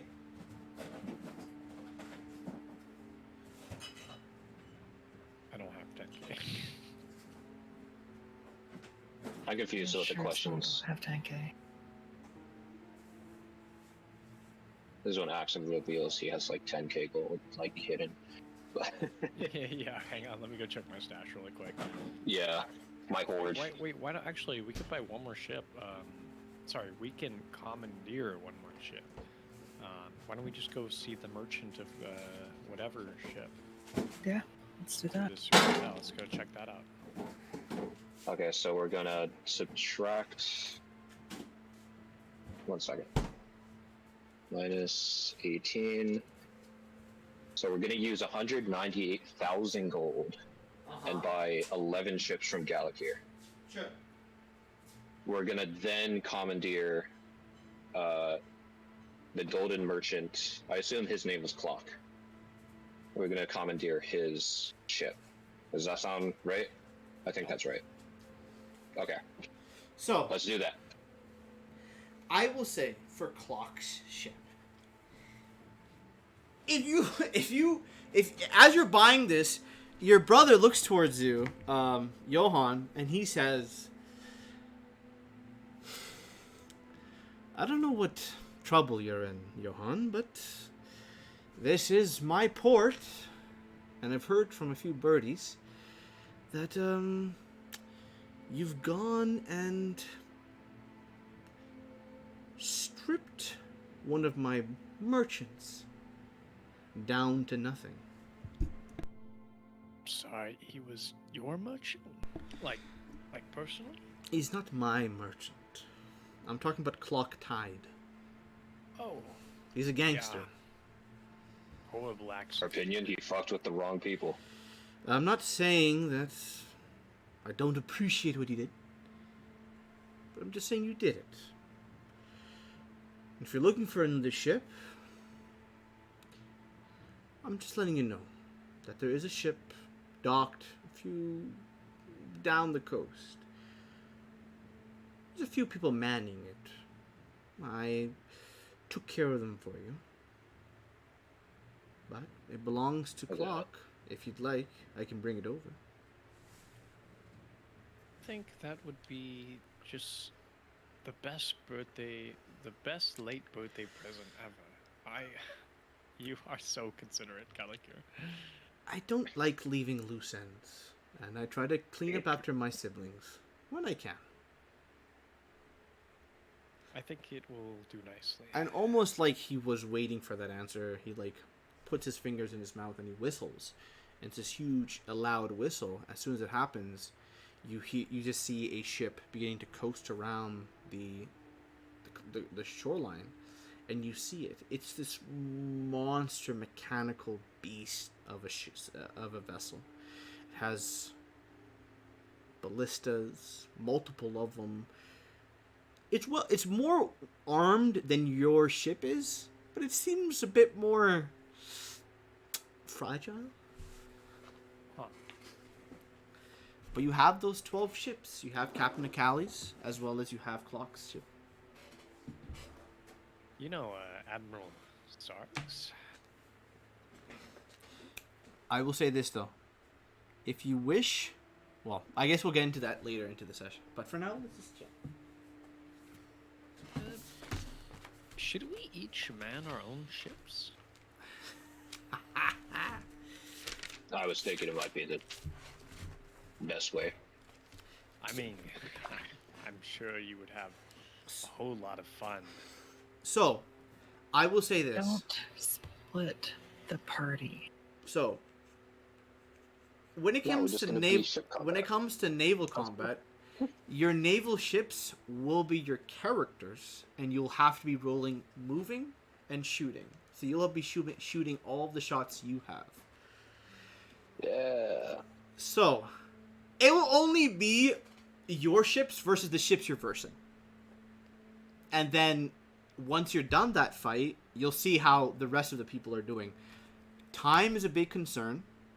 Every turn is a turn that a ship could sink, and someone could die. You have your own legendary actions and layer actions.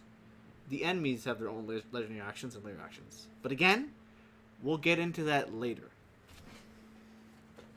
Proper for an epic Pirates of the Caribbean at World's There End. will be no typhoon.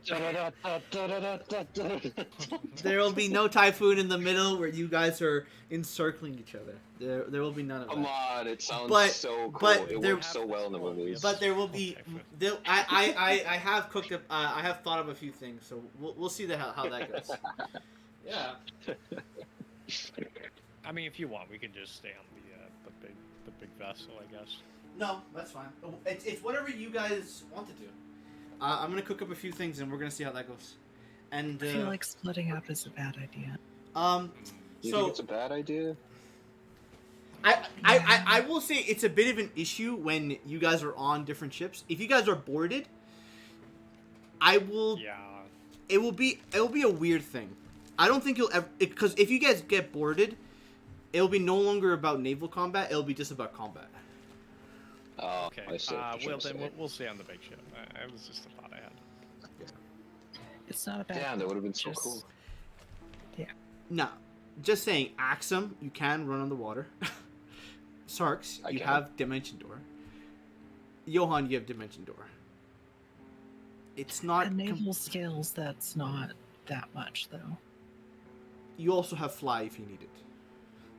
Yeah, but 500 feet is Yeah. not that far on Yeah. the open shore. Huh? It's about about 500 every 100 feet. It's about 1.5 squares of a ship movement. So if about 5 turns go by, it's pretty rough. Yeah, But most fights would be over. but we will see. If someone does board a ship, you guys can just Dimension Door to it. So if Axum's ship gets boarded, you can Dimension Door to it and then fuck off back to your ships. But all of that, I can run yeah, more than 500 feet on the water on one yeah, turn. action, movement, Fuck yeah. bonus action. and then anything else, as well as tabaxi speed, because tabaxi speed's doubled. So Yeah. I think your movement speed is 60, correct? 660. Yeah, you're moving to 60, which becomes 120, which is doubled, so it's 240. You can run 360 with no issue. Yeah. Do you have any mobile feats or anything like that?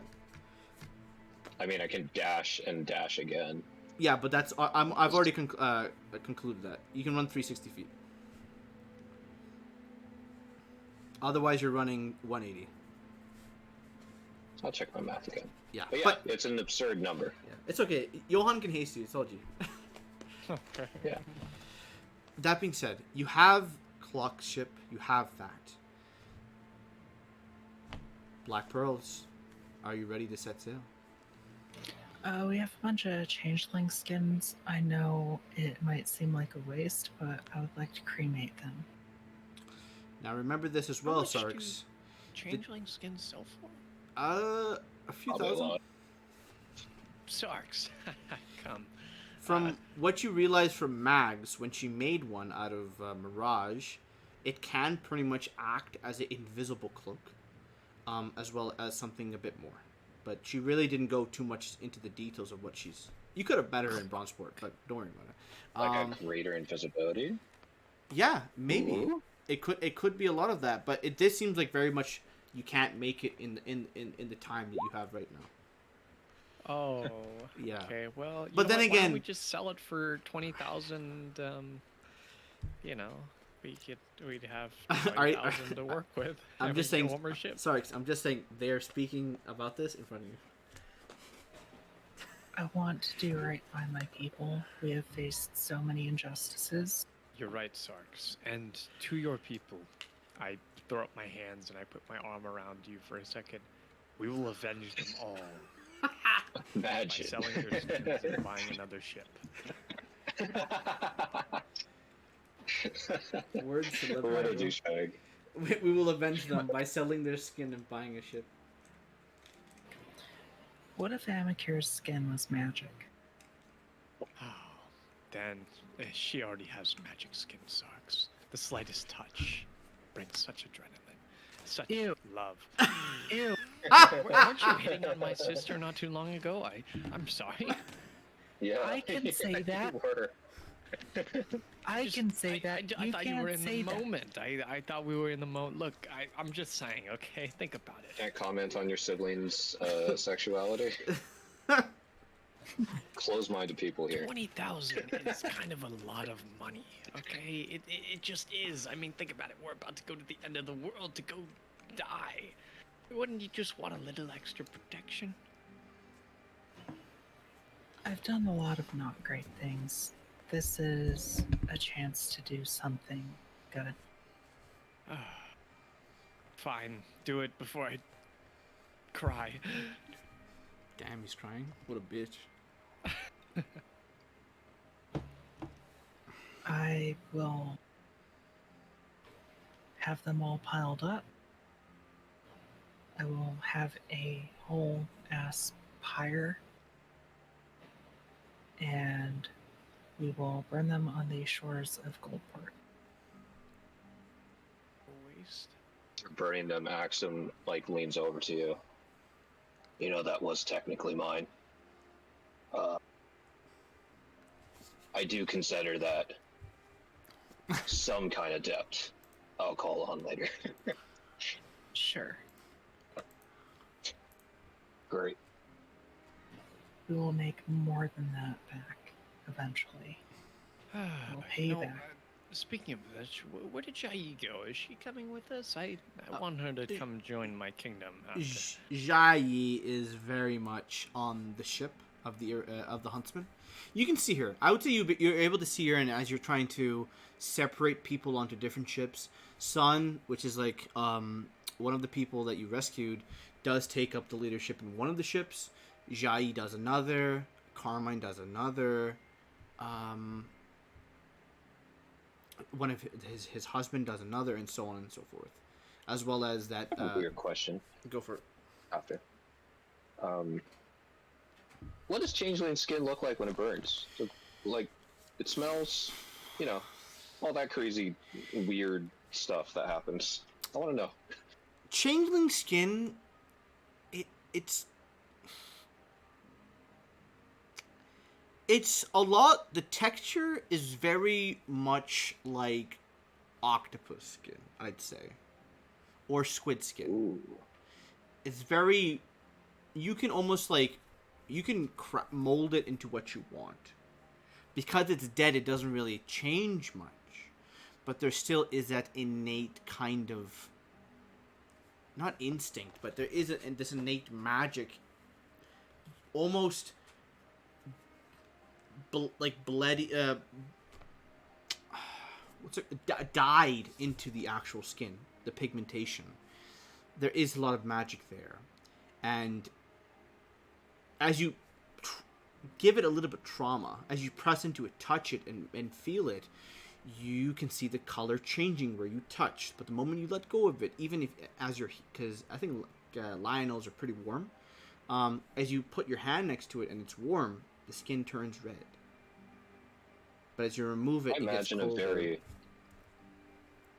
because I imagine when you cook taco or octopus, like it, like the inkiness of it gets all fucking weird, and then it like spots a lot, and then turns like a singular color eventually.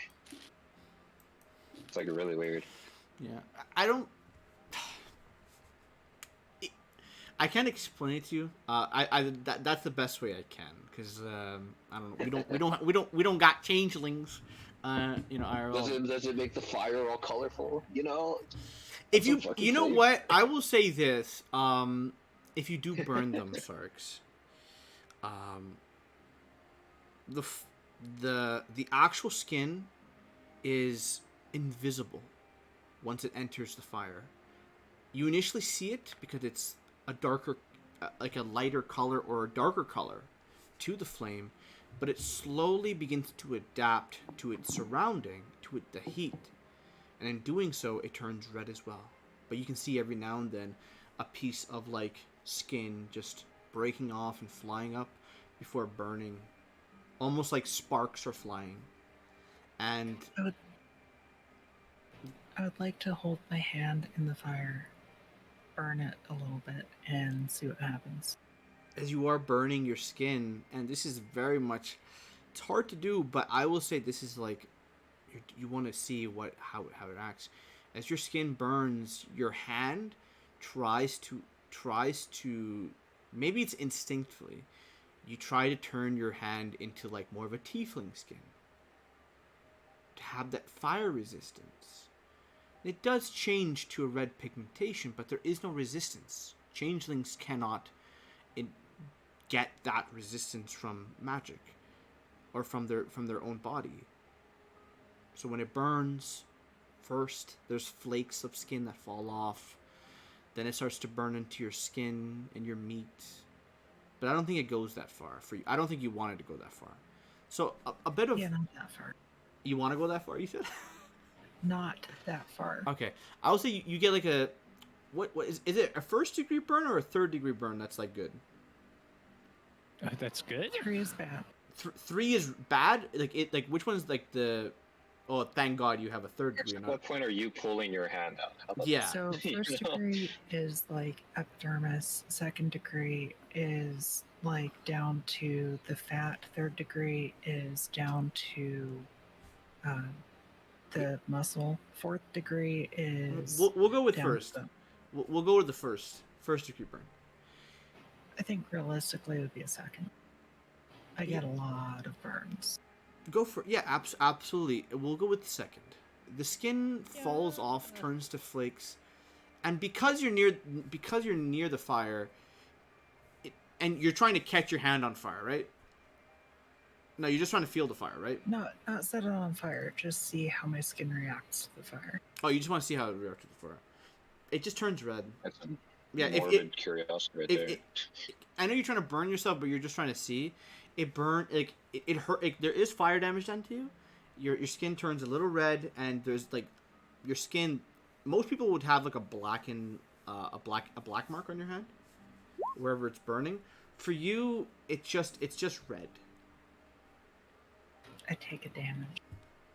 And as even if you try to put water on it, it still has that red mark on it before it goes away, and you feel like moments later, it like your skin kind of almost goes back to how it was, but you still have that kind of searing pain in your hand, and that area is almost like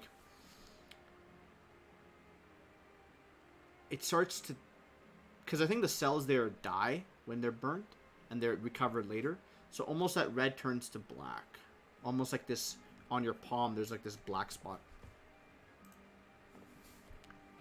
I will hang on to the burn for a bit. I won't heal it in memory of the fallen. Sure. Those 50 skins are burnt. I did want to say you could bring them to the priest you brought with you. Not the priest. One of the changelings from Brightville. The Pope, if you wanted to bring it to him instead. Oh, wait, it was 50 skins? Mm-hmm. Yeah. Oh. It's at least 50 G's, bro. Oh my gosh. You're that's burning money. That's 1/10 of a million. What? Okay. Yeah, and then you look Yep. towards Sarks. And Sarks. She's just out here vibing, bro. Yeah. Hey, bro, it's people. All right. It's a waste, but there is already a waste of life. No, I'm glad you did it. I'm glad you So- did it, Sarks. I'm so proud of you. You sound so happy that I did it. I am. I'm just burnt. I think I gotta go sit down for a minute. Let me. So, the initial plan, Sounds once like you a moment, arrive please, Mike. at Goldport, you are to meet up in the water at a designation. Once you do, the other ships will meet you as well. All that is left is for you to go and travel there, where the Fable waits, where the Iridescent waits, where the other ships that were bought, purchased, and agreed to are going to meet you, as well as Bolide ships. Oh, bullet ships are coming. I forgot about that. Yeah. You also Yeah, we're have the gonna have a fucking fleet. you also have the Aegis, your brother's own flagship, coming. You have I will want to say Sarks, you did contact the Vintage Lords, and you did tell them, hey, how much could I spend to get my people well fitted and well fed, and both of them gave you a number.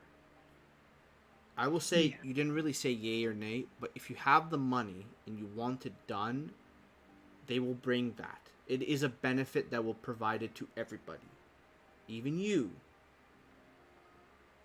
So I would like to do that. How much would it cost? I think I gave you the numbers then and there.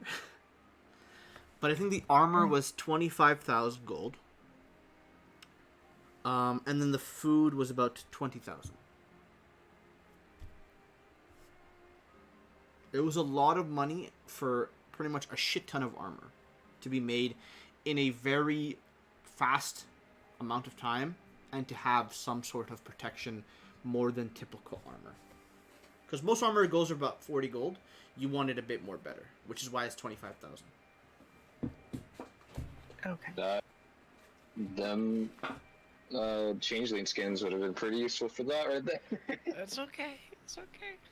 So, Okay. It's like- I know for Sarks and Johan, you were given money by your father, and Johan, you were given money by your sister Amikir, as well as Yeah, I have to pay her Argus. back. I think we have some left over, hopefully. No, she just said like you owe me. Yeah, I'm gonna still just But pay her back if I can. That's yeah. Just leave it for your epilogue, bro. She's gonna work you to the bone. Oh no. Yeah, working in the family biz. As she keeps increasing the interest and just keeps running you dry. Bro, shit. That's I'm too in close to debt for family. life. That's too that's too close to family. Oh shit. Yeah, it's free income. It's free real estate, she says.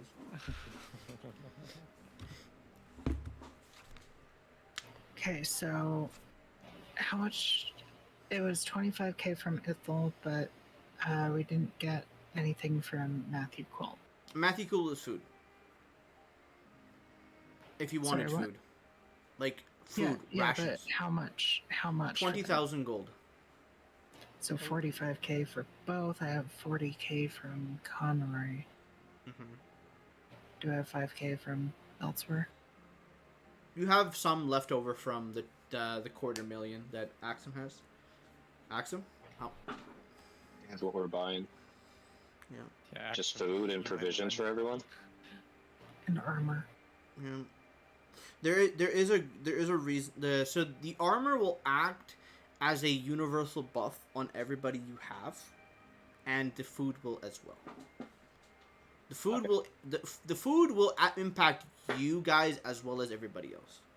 It will give you a to do maximum the math. HP increase. Sent it into the math. I believe from buying the ships and taking So you bought 11 ships, and each one was 18k. So 11 times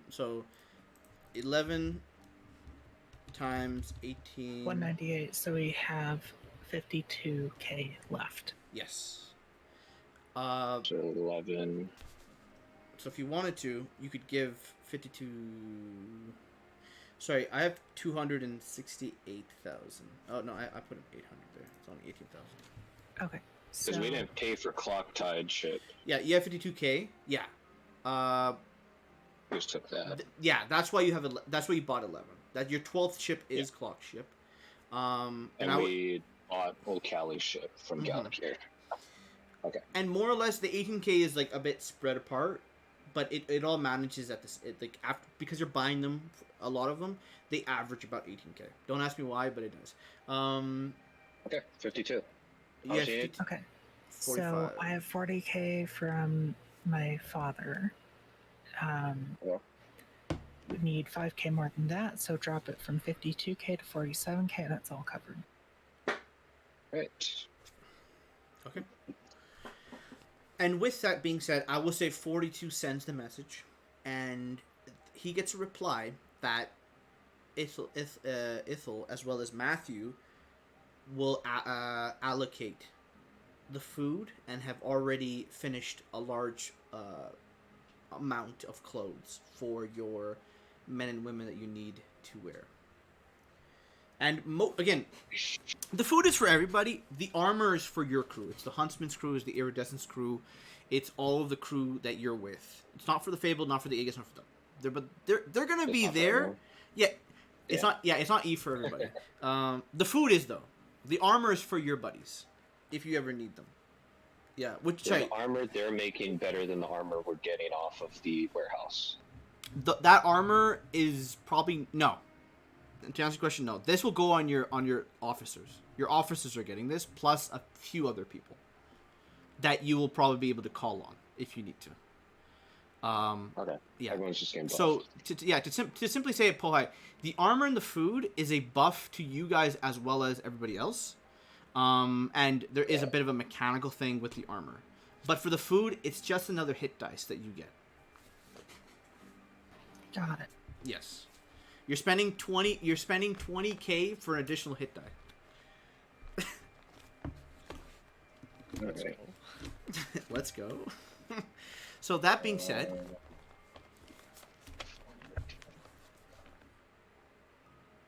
Gotta take everything we can get. yes, and I will say this once and for all.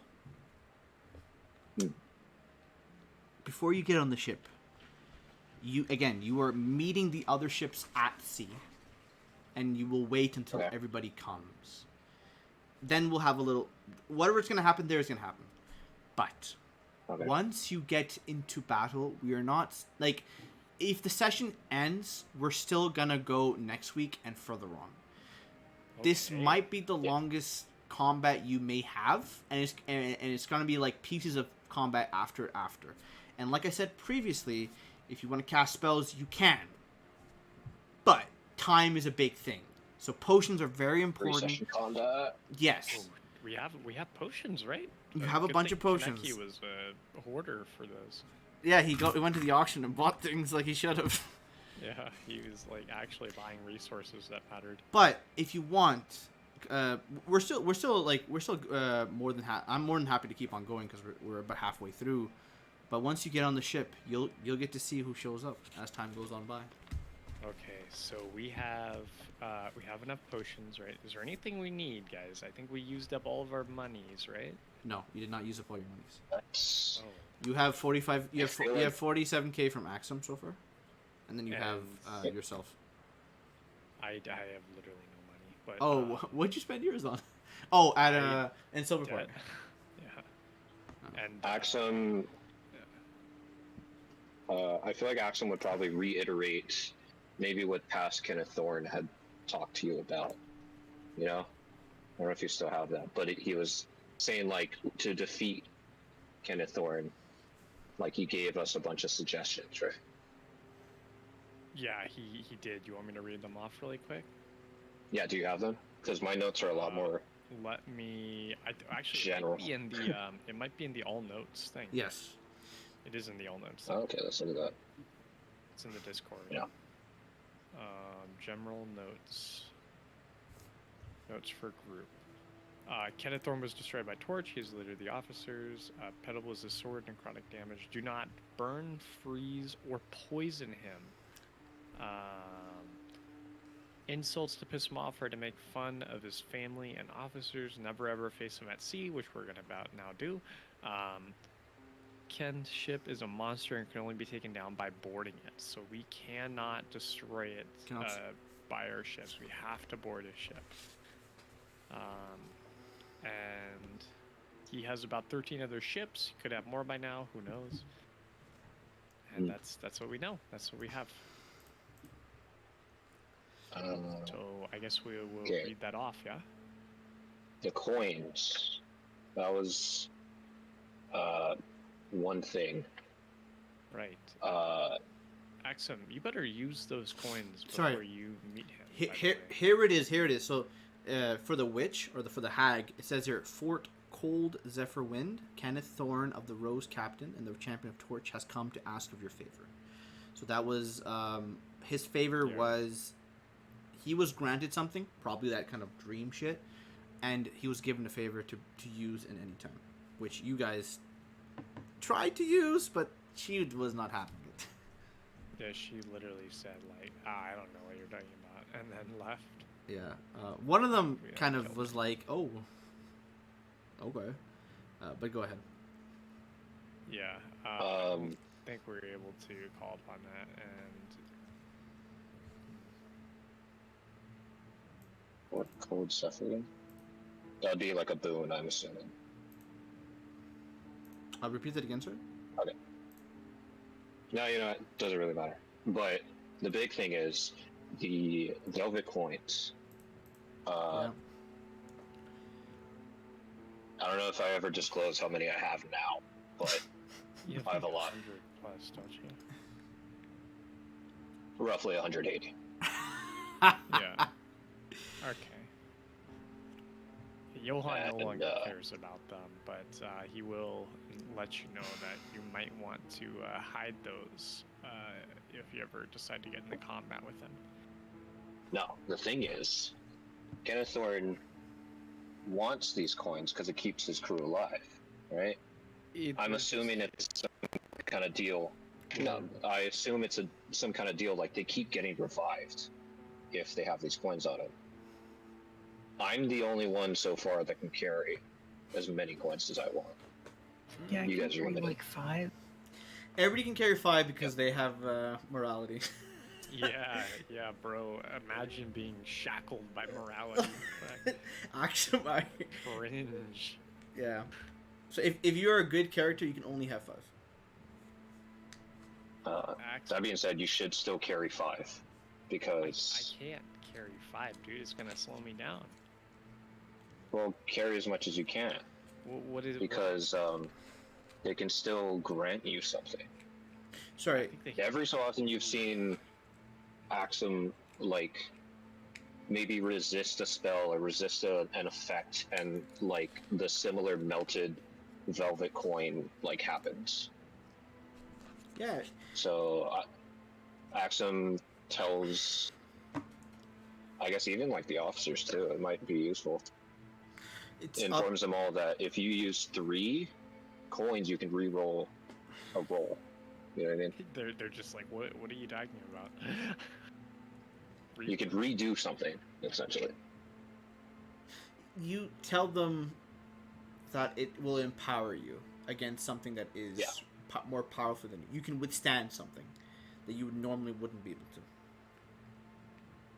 Yeah. With these coins, and they look towards you. They, if you want to give them 3, they will take it. They're not against it. It's up to you guys what you want to decide. And again, you guys are on the docks, getting ready to leave. The people who will be commandeering the ships, acting like captains to you, the admiral, they're just waiting for you to give the signal for you guys to get back on your ships and to set to sail. Any last things you want to say to Gallic here? Anything like that? Well, I guess I'll be off, brother. Listen, if I don't come back in the coming week or so, you should probably leave Goldport before you and the rest of the people on this isle strangle themselves to death.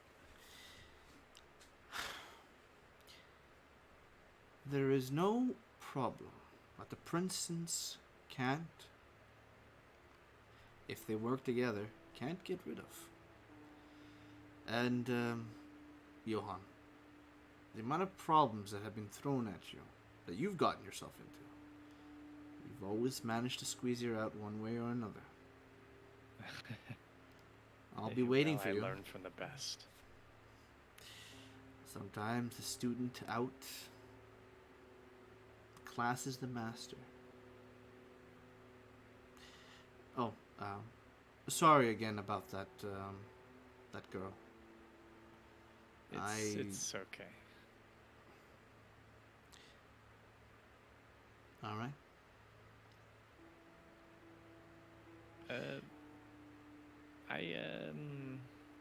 I'm gonna miss you, and I know I don't say it enough, but I do love you, and I'm gonna just give him a big hug. He gives back that same love, and he says, he smiles and smirks, and he says, if Argus was here, he'd say, men don't share their feelings. Oh, well, Argus almost died a week ago. I would have loved to see that face. Okay. Well, When you I'll come be back, off. let me know. I'll hold a week of a banquet. We'll eat till we are drunk, and then we'll eat again in the morning. Then it's a plan. And don't fill your whole schedule with work this year. I want you to come visit my new kingdom once I get it up and running. I've heard from Emekir. Hopefully it's quite the gem of the south. I hope so too. But If you need help, well, gold always seems to move through this port, so you just all you gotta do is holler at me. Holler I will. at me. Good. And he looks towards the ships you have, especially the huntsman.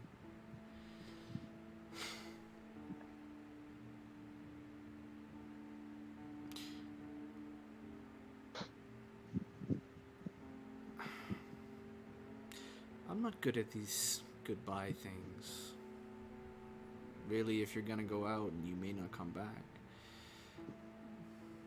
couldn't you just stay?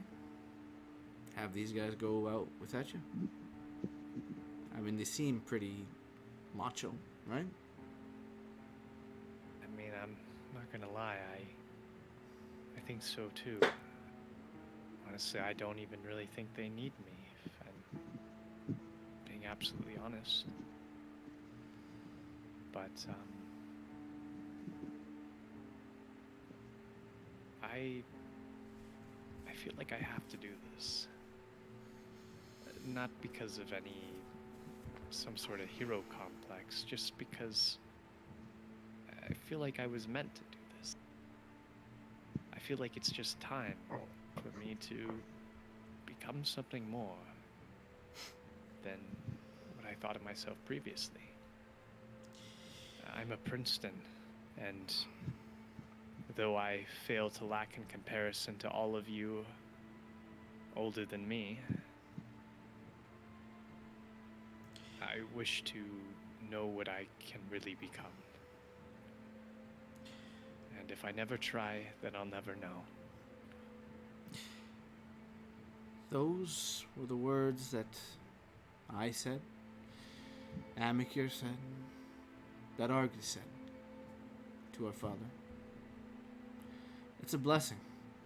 It's a curse too. We're always ones to chase after our dreams, even if we don't know where we'll end up in the next year or two. But we're always out there trying to make a name for ourselves. Trying to do something. I don't know, just something honorable, something significant. He looks towards you now, away from the huntsman. You're the bravest of us all, Johan.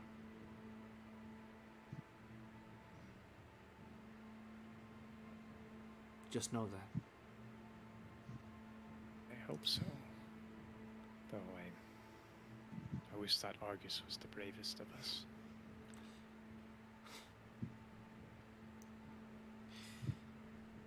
I left before you left, so you probably saw all of us leave one by one. Stood there on the porch. And now I have to see you leave. He just walks towards you, hugs you, and then he just quickly pushes himself off you and says, "Well then, Johan Princeton, I think you have something to go do, don't you?" Yes, I believe I have to save the Isle of New Fortune. And with my new friends to boot. Just 3 more to go. 3 more? You want? Okay, I respect that. My man over here is trying to. He stops himself. All right. I'll see you off I'm then. gonna pull out what is it? The bottle of one of the Princeton family. Yeah, whichever one you do like. I have? You do have yours, Argus's, and Amicus. I'm gonna pull out mine. And I'm gonna say, do you mind smashing this before we leave? He looks towards you. Yeah, I'll do it. You. And yeah, I'm gonna gather up my friends. Each of you gather up. You split up because there are 12 ships you need to man. Axum on one, Eutharx you on another, and the officers and anyone else that needs to be. As the 12 ships start to slowly begin to set sail, people drop their coins in the waters. And as your ship is about to sail, Johan, you see your brother grabs the bottle and just slams it across the cliff as the wine begins to pour down the cliffside. And he yells out, "Go leave a mark! Prove to the world what the princes can do," as he yells that out. Some people are intrigued by this, even his own officers and his own allies. And he looks towards all of them, and they start to cheer and kind of clap their hands. And he just looks towards you, a smile. You guys, if there's anything less to say as your ship is sailing away, you can. Anything to say? Just yelling out loud. Nah, silent protagonist mode. Wow, he's so cool he doesn't say anything. Whoa, dude! Have be breathing before the massacre begins. Just go I ahead. know Sirx would Excite- usually say something, but I don't know Yeah, if they you're have the anything to admiral, say. aren't you? You're leading all the ships. Yeah, you are the I could- flagship. Yeah. You don't I just could wanna shout say out something inspirational, but like What is it? a lot of people are probably gonna die. Let's I'm not not shouting. I'm not shouting. I'm explaining. I'm not saying anything. Maybe, maybe not even come back. Sorry, that took me by oh my god. Sorry. I'm not saying that. Okay. Alright, just- Gift of gab. Take that shit back. I used to do that a lot. Yeah, I don't know if I have anything to say.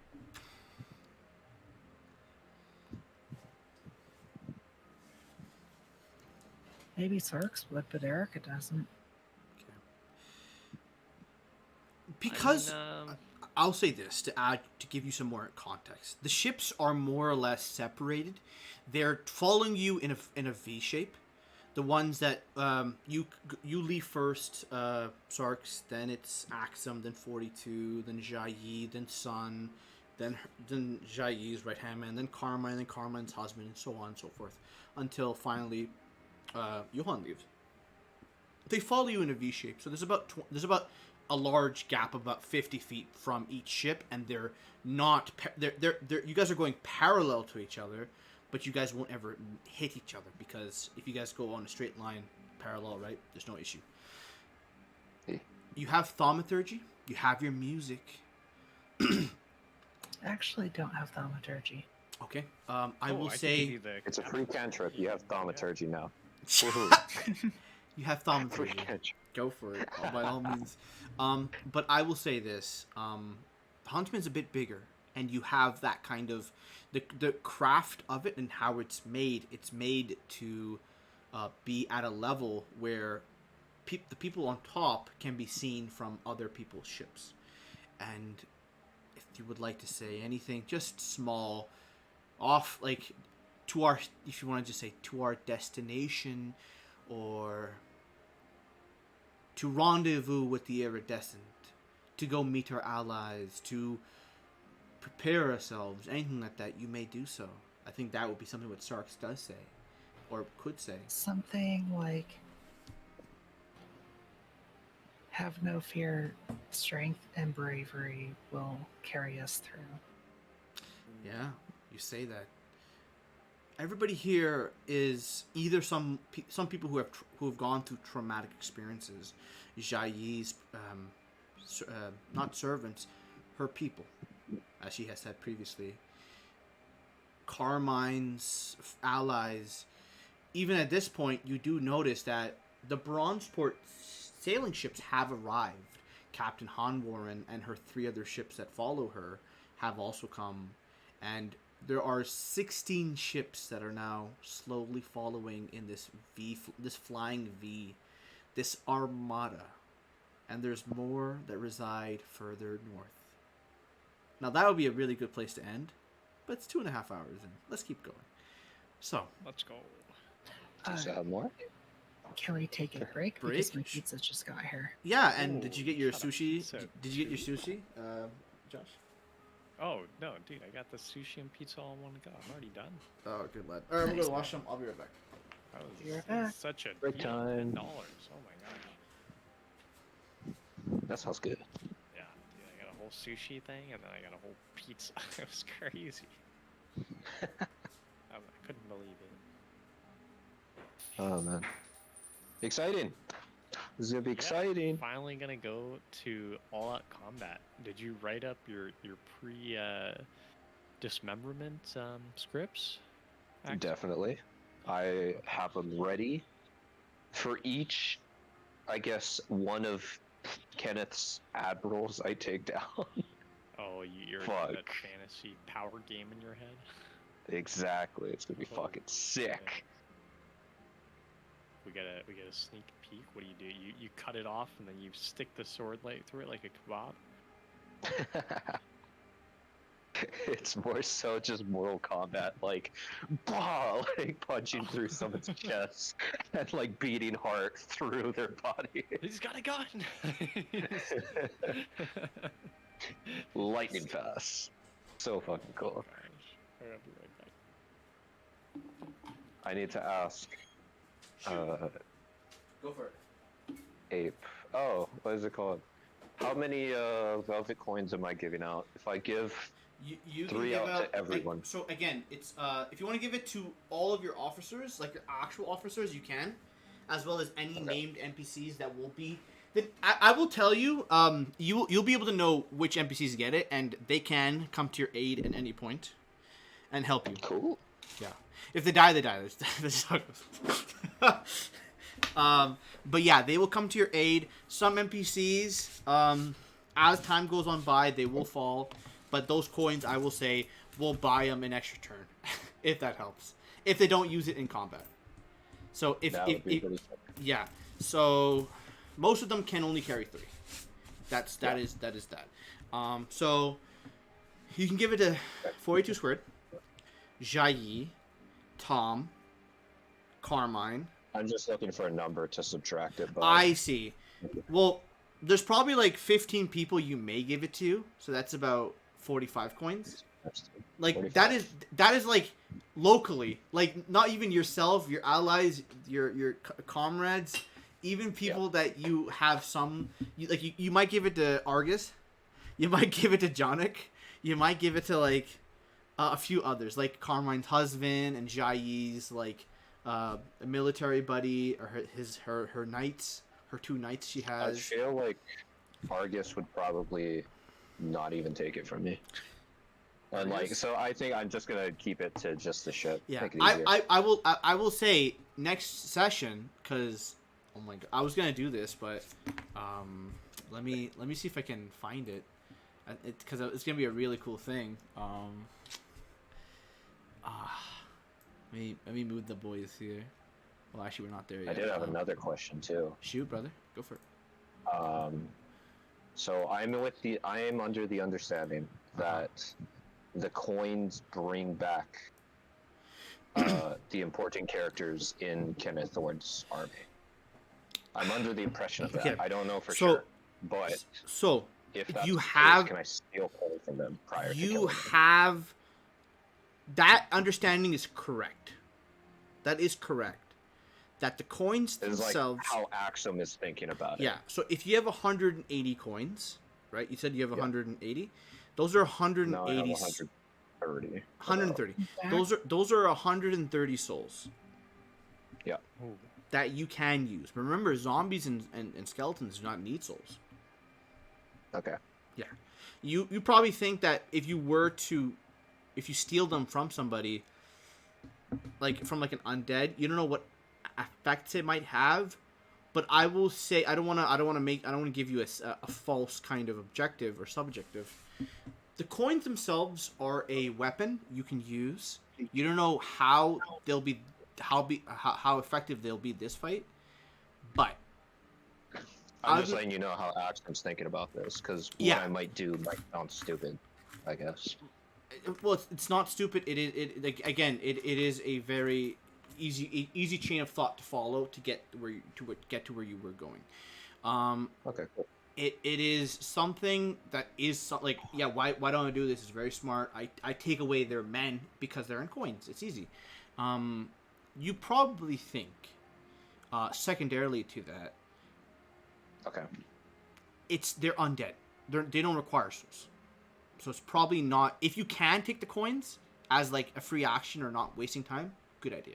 Otherwise, probably not the best idea.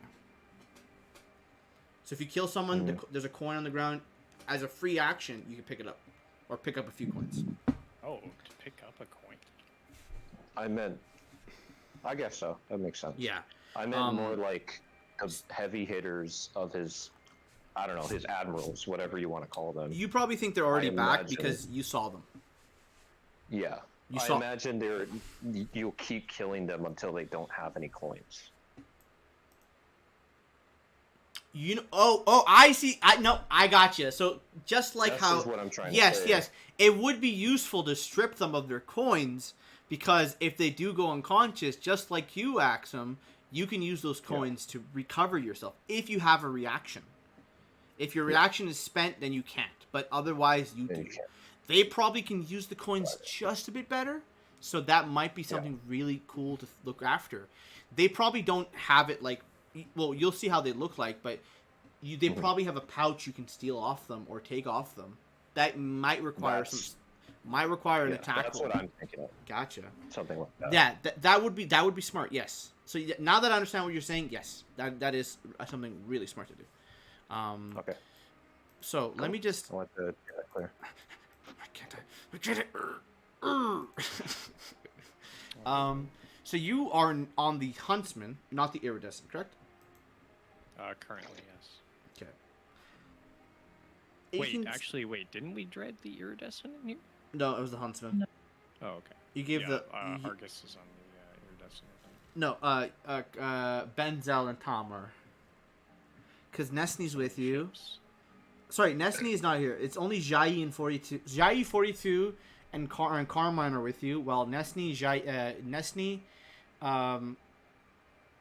Tom, and Benzel went east. So 18 squares. I think the Huntsman moves 3 squares a turn every day. I think. I could be wrong.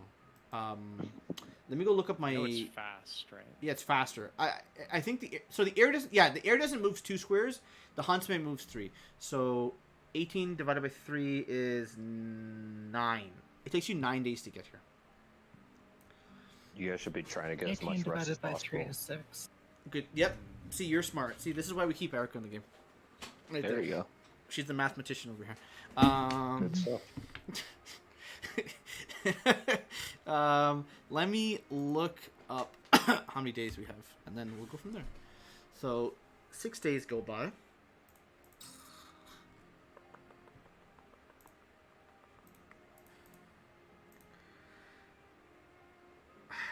June 14th. Damn, I've not been keeping track of the date of the month. That might have to be removed in the next at the fucking month. That might just have to go.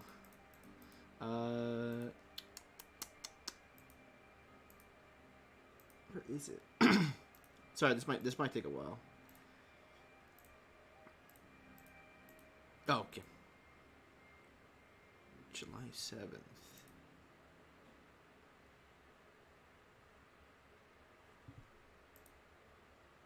Oh, I see. Okay. 6 days go past. You may take your long rests, and you may roll your constitution checks for them. Yep. And anytime you succeed, Johan, you can roll. You have to re-roll your portent die. Okay, let's see it. Constitution checks, my favorite. It's checks, not saves, right? Constitution saving throws. Okay. 14. Fail. I fail. I don't After get rest. success. I don't know why Okay, I bless I on, just- but yeah, why do you even try? It's bro? because Andric, bro. It's because Andric. It's already there. Oh man, I have had the worst sleep ever. Now remember, I believe actually, you. can I use my lucky to? Actually, does it matter?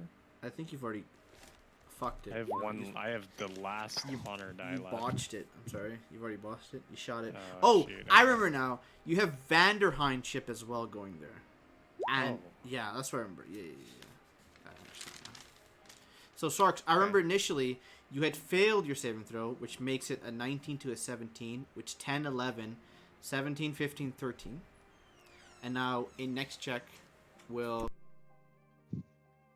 Will it even matter once we get to open sea? it still is. Fail, Oh. again roll. This is more or Wait. less I want to know what's happening. That's all I want to know. Oh, okay. Cool. All right, Sarks, you're on the 4th day. You are able to recover all of your checks, all your HP and stuff. Cool. Yep. Johan, it's Haha. You want me to roll? yeah, please. Okay. This would really because you have the artifact, you don't take damage. Otherwise, it would be very effective. pass. Okay, roll those portent die, and then So roll me 6 days. Roll me 4 more. Johan, Sarks. Really, I'm sorry to say, it really doesn't matter. But if you want to roll, in case you can, Axum. You don't really have anything that you use on a daily basis. So go for Fail. it. Pass. Fail. So Sarks, Can I long the next time you make a long rest, you will have the DC is 19. Cool. Okay. So for Johan, the DC is 19. Or sorry, the DC is I 15. whatchamacallit. I failed. I passed. Failed. Passed. Right. I guess time doesn't really matter at this point. I don't know why I should write. Okay, so as you guys are traveling, you travel away from the shore because there's no reason to go there anymore. Anyone who was going to help you is either taking their quickest route to Platinum Port. The bishops, the paladins, the clerics of Brightville, and they have made their way to Platinum Port to be picked up by the Fable, by the Iridescent, and so forth. Because you guys are quicker than the Iridescent, you have 2 to 3 days of extra time left there.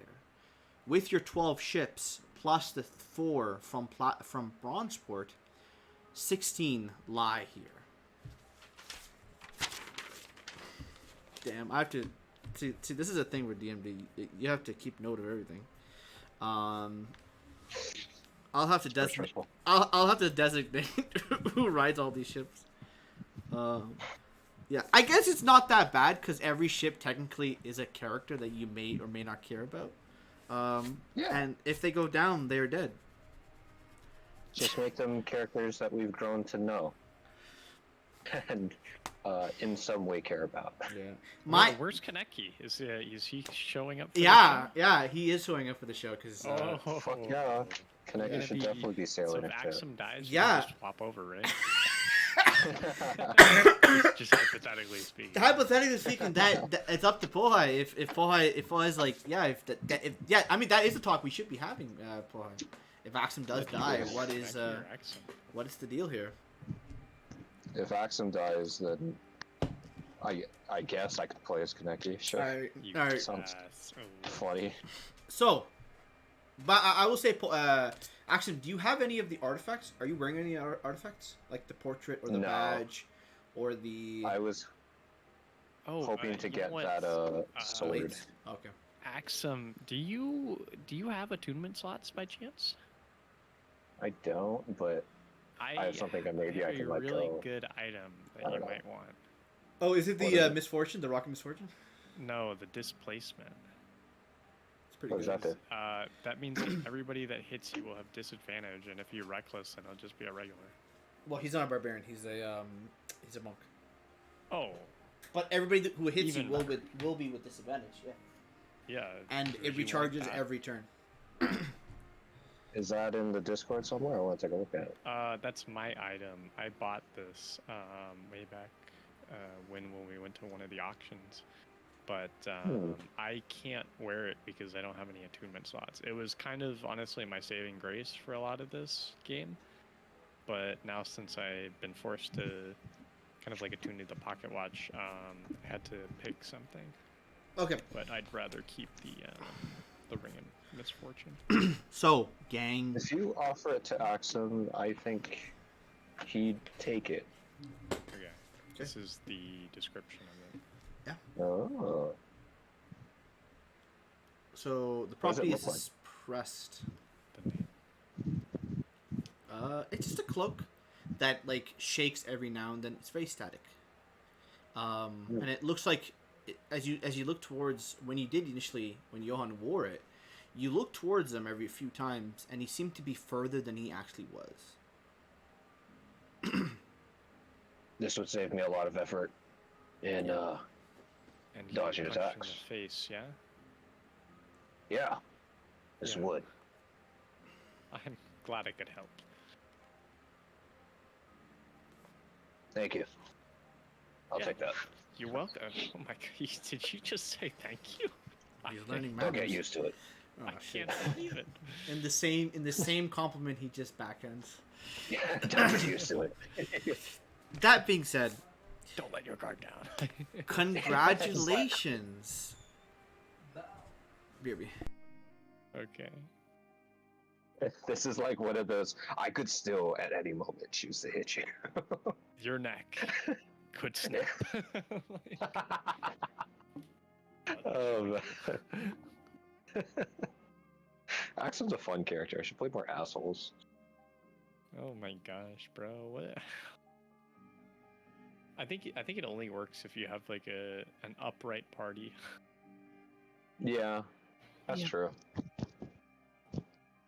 The minute everybody becomes evil, I don't know what campaign you're playing. True. My hand is coated thoroughly in pizza. What I'll be did right you back. do? So wait, are you finger painting right now? What?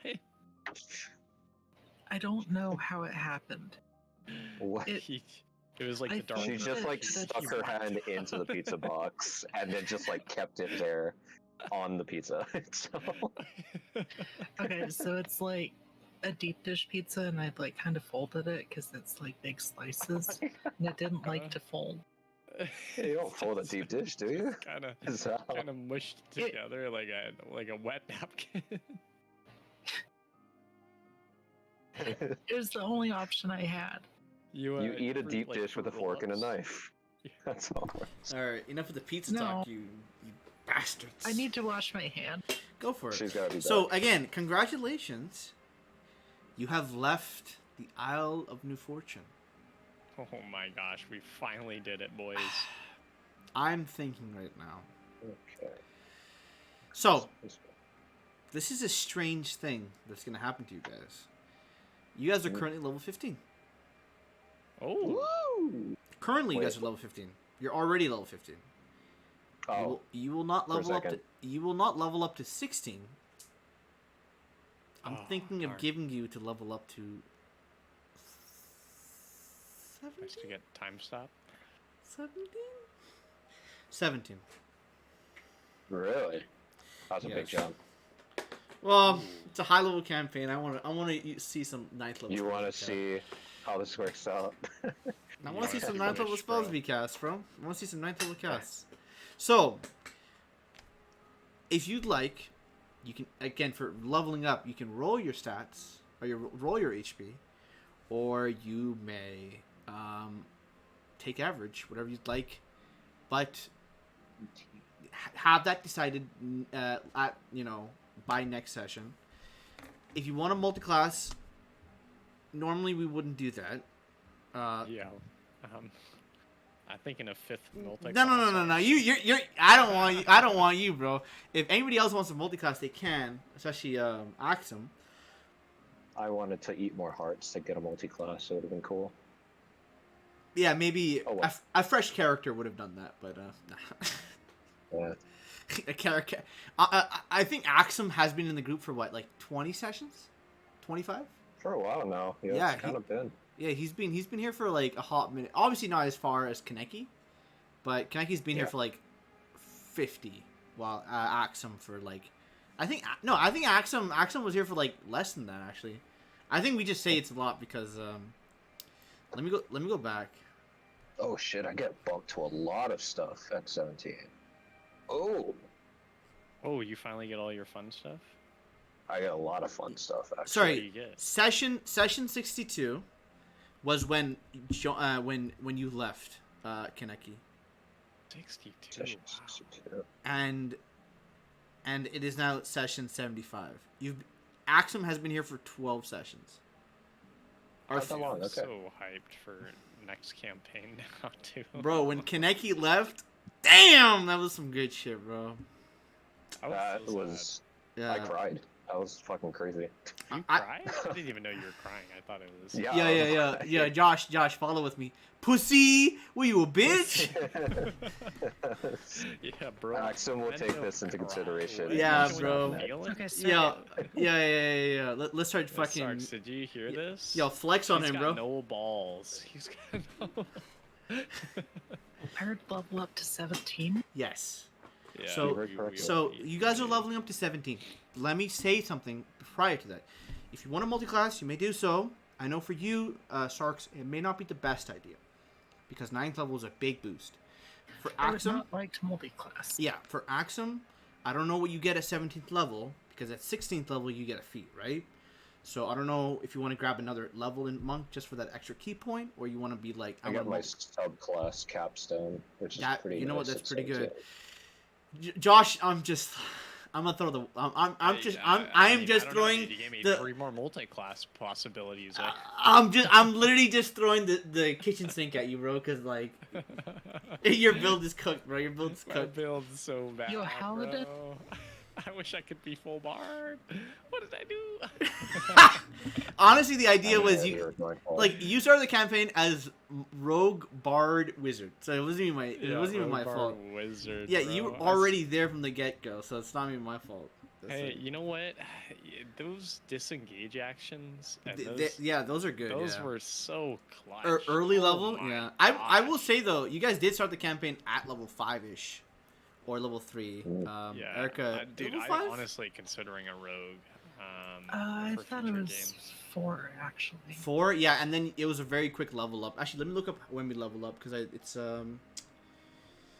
damn. Yeah, when this campaign does conclude, we'll have to move to a new server. Oh, wait, you're not moving over your old stuff? No, Or you're just gonna save I'll it, just huh? copy it and send it, bro. I got Oh, all my okay, you got the campaigns just transmog. no. I literally just I using my hands I copy. Holy shit! No, dude, get the transmog. That makes my life so much easier. Yeah, you guys 'Cause you did can just start. copy paste. So at level 4, it took you guys 4 sessions to hit 5. You guys started at 4th level. Let me just look at. Yeah, that's what I mean, technically speaking, because you guys are. Let me look at my. At level 16, you needed to do 65 sessions for level 16. 73 for level 17. In a roundabout way, everybody, you guys have hit level 17 by the week requirement that I needed. So it's just that a lot of the sessions were half sessions, like 2-hour sessions. But yes, you have landed those sessions. So, that being said, I'm not going to ask for you to like go over your... We'll do this after the session's over. But as well as I'll give you the item information. Because it's really cool, I feel like. Sarks? Can we at least do a little roll for health stuff? That'd be cool. Yeah, if you want to do it right now, you can. Or if you want to take the average, you definitely can as well. I guess I'll roll. I'm gonna do bard. Let's roll for health, Doing- guys. Let's what was go. it, D8. Monk D8, D8, Bard D8. and Everybody's rolling we're D8s, going bro. up. We're going up by 2 levels here. Yes, 2 levels, which means you might Johan be. going first. Yeah, I think Okay, you. here we go. A 1 and a 7. fucking 3. Ooh, 7. No, that's so bad. Unfortunately. We reroll ones, You right? can, yeah, you reroll ones. Yeah, you reroll ones. Yeah. Fuck yeah. That's Yes, that From makes up for Yeah. from lowest to maximum. Good for it. So I Good for got you. 4, and then I got 8. I literally got I'm just saying this. My Next turn. campaign, you get a 1. no rolls. You stick with the 1. Oh shit. Oh, Yeah. I only I got got 5. 120, bro. That's my final HP. Let's go. my power fantasy. Fire Fantasy. Well, you know what? For the next campaign, we will have a general talk about what game we are trying to play before we even think I about want playing a the game. hardcore. Yeah. Fucking, your life is gonna suck. I do want to play that type of game with a lot of like RP potential. Think where about it. fighting we've been is doing not your. so good for fighting. Yeah. I don't know. You know, when it comes to final combats, where DMs cook up something that could go really well or could go really bad. So we'll see. But I'll have to do some playtests. We'll see. Depending on the campaign, I might not join it for that time. I We'll see. see. Sag, Axum, boy, I know. leaving. Because I really like combat, for one thing. No, yeah, bro. We're talking about combat. Still, combat Oh. is in there, but with that combat, there's a lot more RP potential because you Yeah. lost a hand or a finger. Uh, Oh, when I don't know. Oh, We'll see. seems- I I don't also know. want my weekend back a little bit because I'm doing a lot of cool shit. Right now. Sure, absolutely. But I You like guys the have Saturday game. you guys have rolled your HP, correct?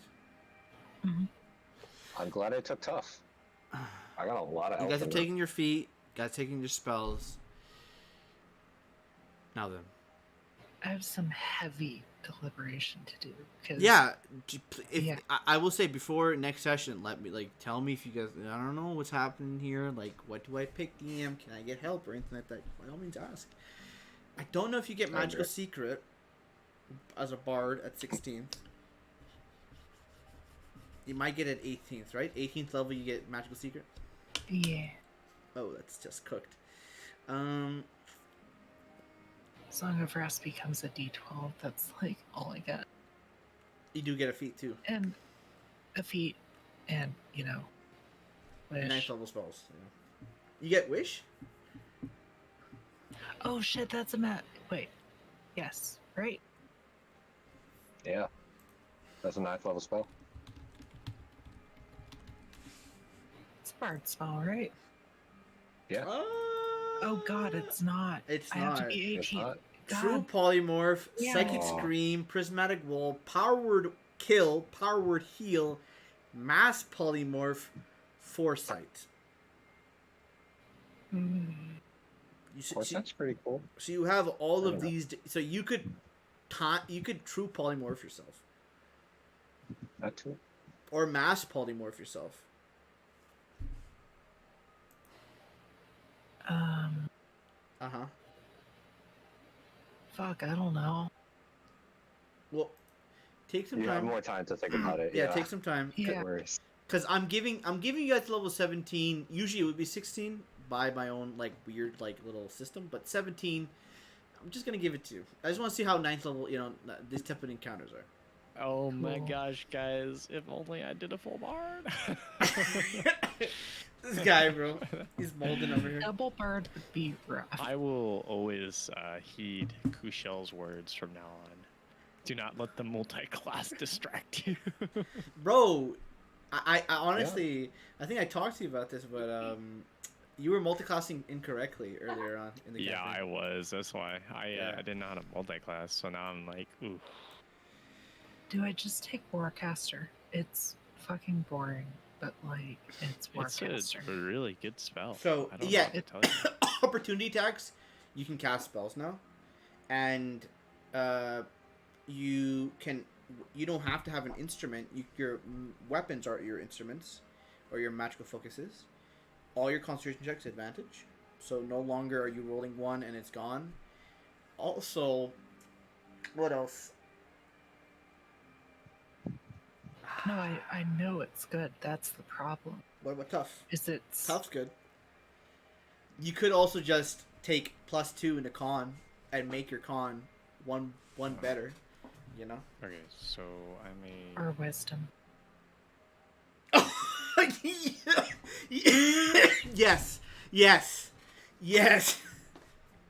That might be useful, There's a lot of That might fears be going useful. around. Oh, I know. Yeah, So so, just to check, for the highest spells that I can cast, it's not totaling my magic. so you caster are level level, 2 right? wizard. You are level 13 bard, correct? Level now 12. 12 So bard. 12 bard, 2 wizard, which means you are technically a 14th caster, which means you do have 7th level spell slots. You don't have a 7th level spell. Gotcha. Yeah, so you have 6 levels and lower. I wonder if I What get have you anything from- done? My man's I cooking, bro. fucked My up man's shit, right? cooking, bro. He's cooking. That's all I'm saying, bro. He's cooking. You know what? It's here for the roleplay, not the magic. Okay. Yeah, and Paul is like, I'm ready to kill monsters, bro. Fuck the roleplay. Yeah, Oh, boy. I'm ready. Alright. That being said, so, shall we arrive at the designated point? Yep. Yeah. I Now, think I'm good to go. I don't think you guys need to roll any more checks for Constitution unless you guys need to recover your spells. I don't know what will go down, but we shall see. Okay. Again, we don't have to worry about the time too much, but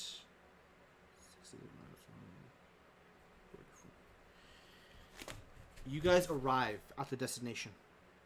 You see in front of you. Fuck it. ASI. Wisdom.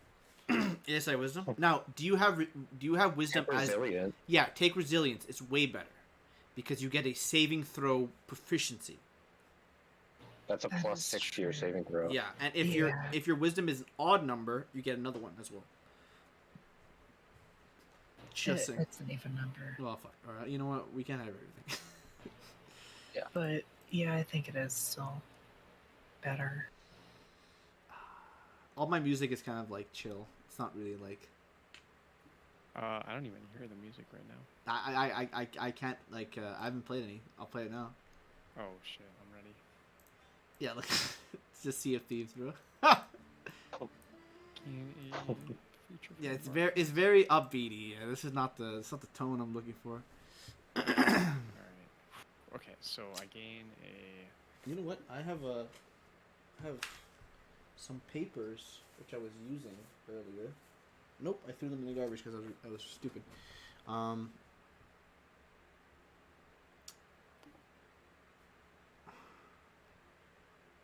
might take mobile. I don't know. Could be a good. It means just 10 extra movement speed, right? It's just, But like, disengaging for free is really nice. yeah, Yeah, yeah. it is. As long as you hit them, yeah, you're good to go. Alright, I guess 5e, yeah.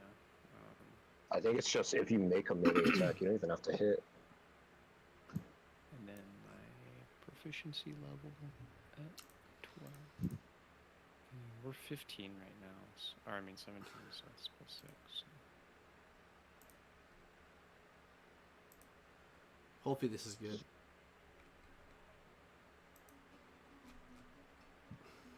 Sure, you know what? We'll just play this one last time, because I'll have to go through all this shit again.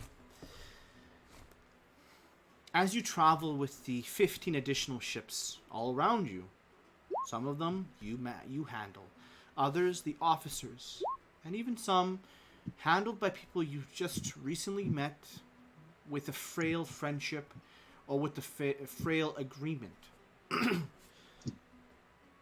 Some so frail that you fear that if you spark even a little bit of anger towards them, it might just break. And you arrive closer and closer to the area in the right-wrong sea, where there is, hopefully, a few ships already waiting for you. That is where Jonik Rolar told you to wait for him, or to meet him there. And lo and behold, as days have turned to today, as time has gone by, you see a few ships that are currently just attached to each other by rope. They have boarded each other and made this kind of weird, long waterway town of ships. They have saddled upon each other, on top of it. They've docked upon each other. And you see the Fable, you see a few other ships, and more or less people are greeting and talking, and you hear conversation, people talking and cooking and eating.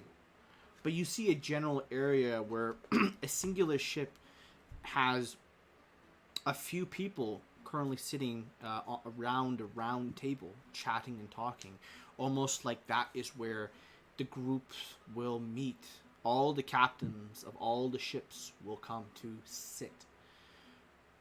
As you begin to... As you guys are all spotted, you see all of the ships begin to go into their protocols of taking the boarding things off and turning their ships towards you. But seeing the huntsman and everybody else, they, instead of that, greet you. And they begin to go back into their position. You guys are sailors. You guys would know how to connect yourselves to their ships and to make this kind of make this weird circle where the ships are able to sail together at a very slow speed because you guys are dragging each other as well. You guys are more or less just this one long bridge between all of these different ships. and in front of you a singular ship again that has the tables. Now, as you guys get off, the ones that are currently here is the Fable. You see Argus's ship. You see Vanderheim. You see Boalide's ship. You can write these down because I'll have them anyways for next session. But you can write them down if you want to talk to someone in particular. You have a secondary ship of Argus that seems to be filled with a bunch of crates of food that is being currently eaten through, and has a bunch of clothes ready to be given over. I forgot who else is there. The Iridescent won't be arriving till later. You do see an ambition ship here. You do see a ship that bears the mark of the Imperial Army. Yeah. So there are 6 ships here currently nestled among each other, and then you have the Fable ahead of you. As you guys board up, from that 7 becomes from that 7 with the 16 becomes math is hard. 19? 7 plus 12. Sorry, 7 plus 13 is 20. Wow. We have a lot of ships. So you guys have 20. So with the bronze port as well, you guys have 24 ships, and the Iridescent hasn't arrived yet either. And they are bringing a few other people. Yeah. You guys slowly get off your ship as you guys two walk and move and cross. I will have the map next session, not this session, for how all this looks, because I think it's pretty cool. But I can move you to this ship. I made this with the app Erica gave me.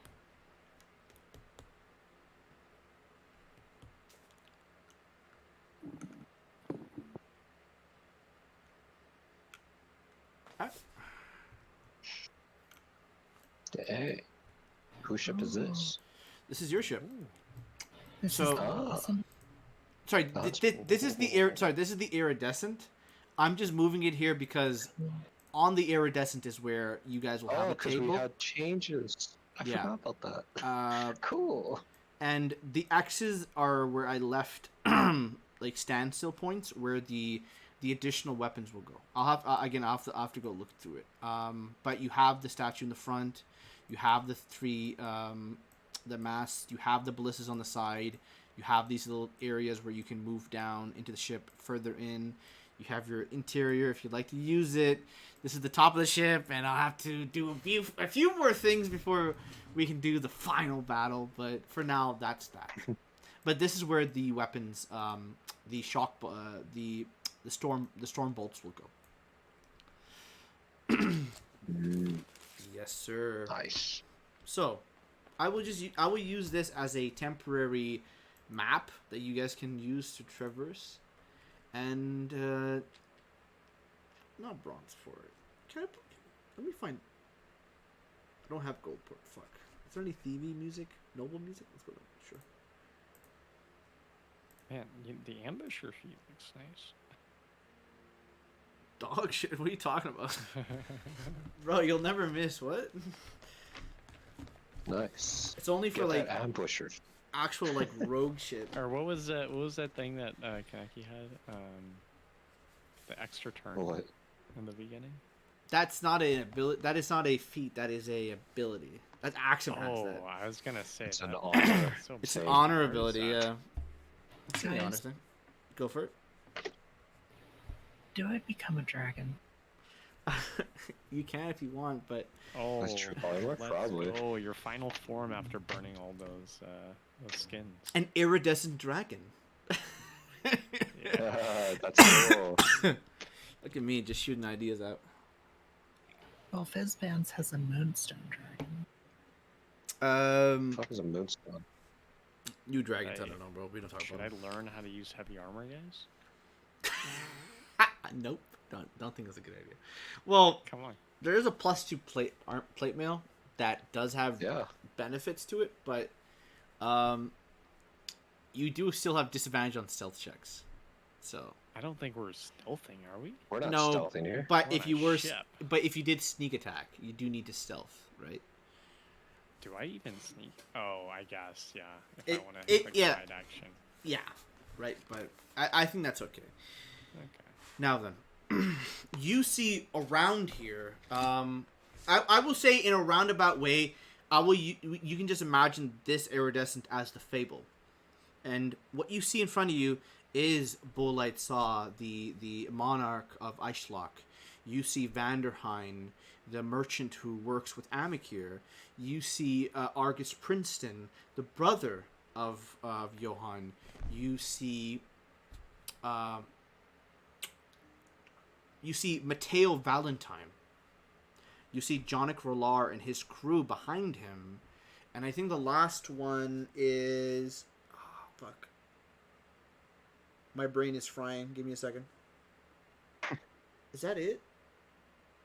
Tell me that's not it for these guys. I've already forgotten the names you said before.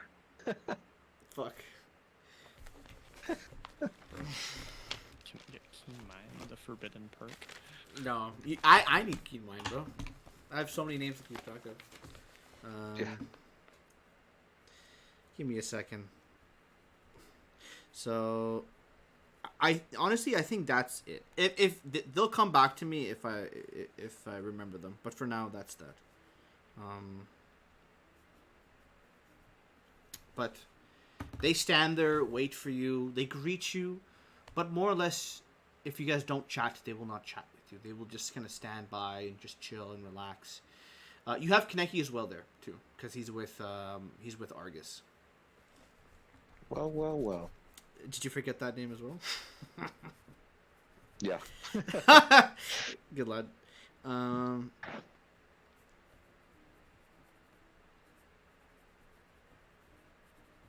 I'm still looking at feats.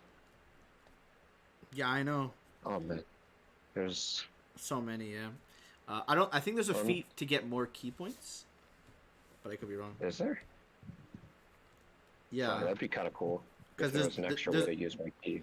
There is a feat for sorcery points and martial die. I think there should be a feat for key points. But There I could- isn't though. oh, my bad. I don't think so. There should be. Homebrew it. Oh wait, I Mhm. can get 4 attunement slots with this feat. What the heck? Oh, from Mystic Conflux? yeah, Mystic Conflicts is a feat you can take. It's from Critical Role. You can take 4 feats. Oh shoot, maybe I should do that. Because then I can keep my Cloak of Displacement and it wouldn't be a big deal. If you'd like to, you can. That is a feat. If you'd like to take it, you can. That might actually be worth it. Kaneki, Wait, what is do you it? think that you would want your Cloak of Displacement? Do you think you need something? Do you have a high AC? Yeah. It's a feat that it's from the Explorer's Guide to Open out. I better Open leave it on out. Kaneki actually, because yeah. he'd be way better with the Cloak of Displacement. I feel. There is a feat that will increase your max attunement slots from 3 to 4. I'm considering mobile as a feat, and if I do that, I'll take less damage naturally, but also, yeah, I probably get hit the most out of everyone here. You know what? There is something to be said about Mystic Conflux because you can cast the Identify spell without expending a spell slot, but you must finish a long rest before doing so. This probably would have been pretty useful early on in the campaign. That would have been pretty cool, yeah. Really, that's what I was looking at. I was like, So- oh. Yeah. If I become a dragon, Mm-hmm. I get the change shape. Okay. Okay. Continue. Wait, Yes. does True Yeah. Polymorph change all of my ability scores? Does it change my charisma, I'll have to look at it. including mental ability scores? Shit. Yeah. So, but you do Oh, gain wait. those benefits, which may or may not be better.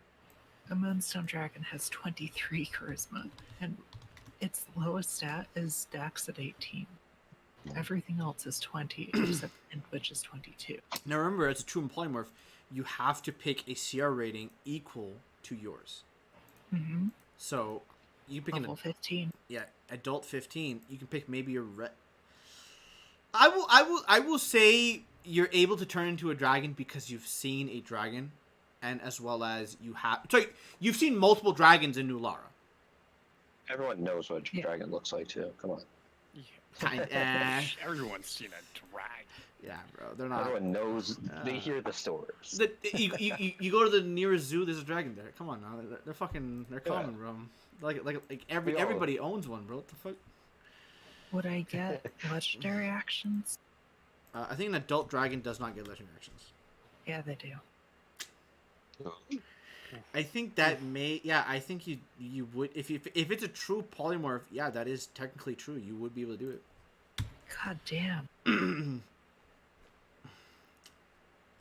Yep. Holy shit.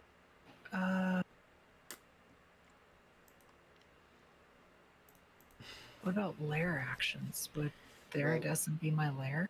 So when you become a dragon so the idea of a lair action is when a dragon stays in a general area for a long period of time, that area, because of the dragon's just innate magical power, bends to the dragon's whim.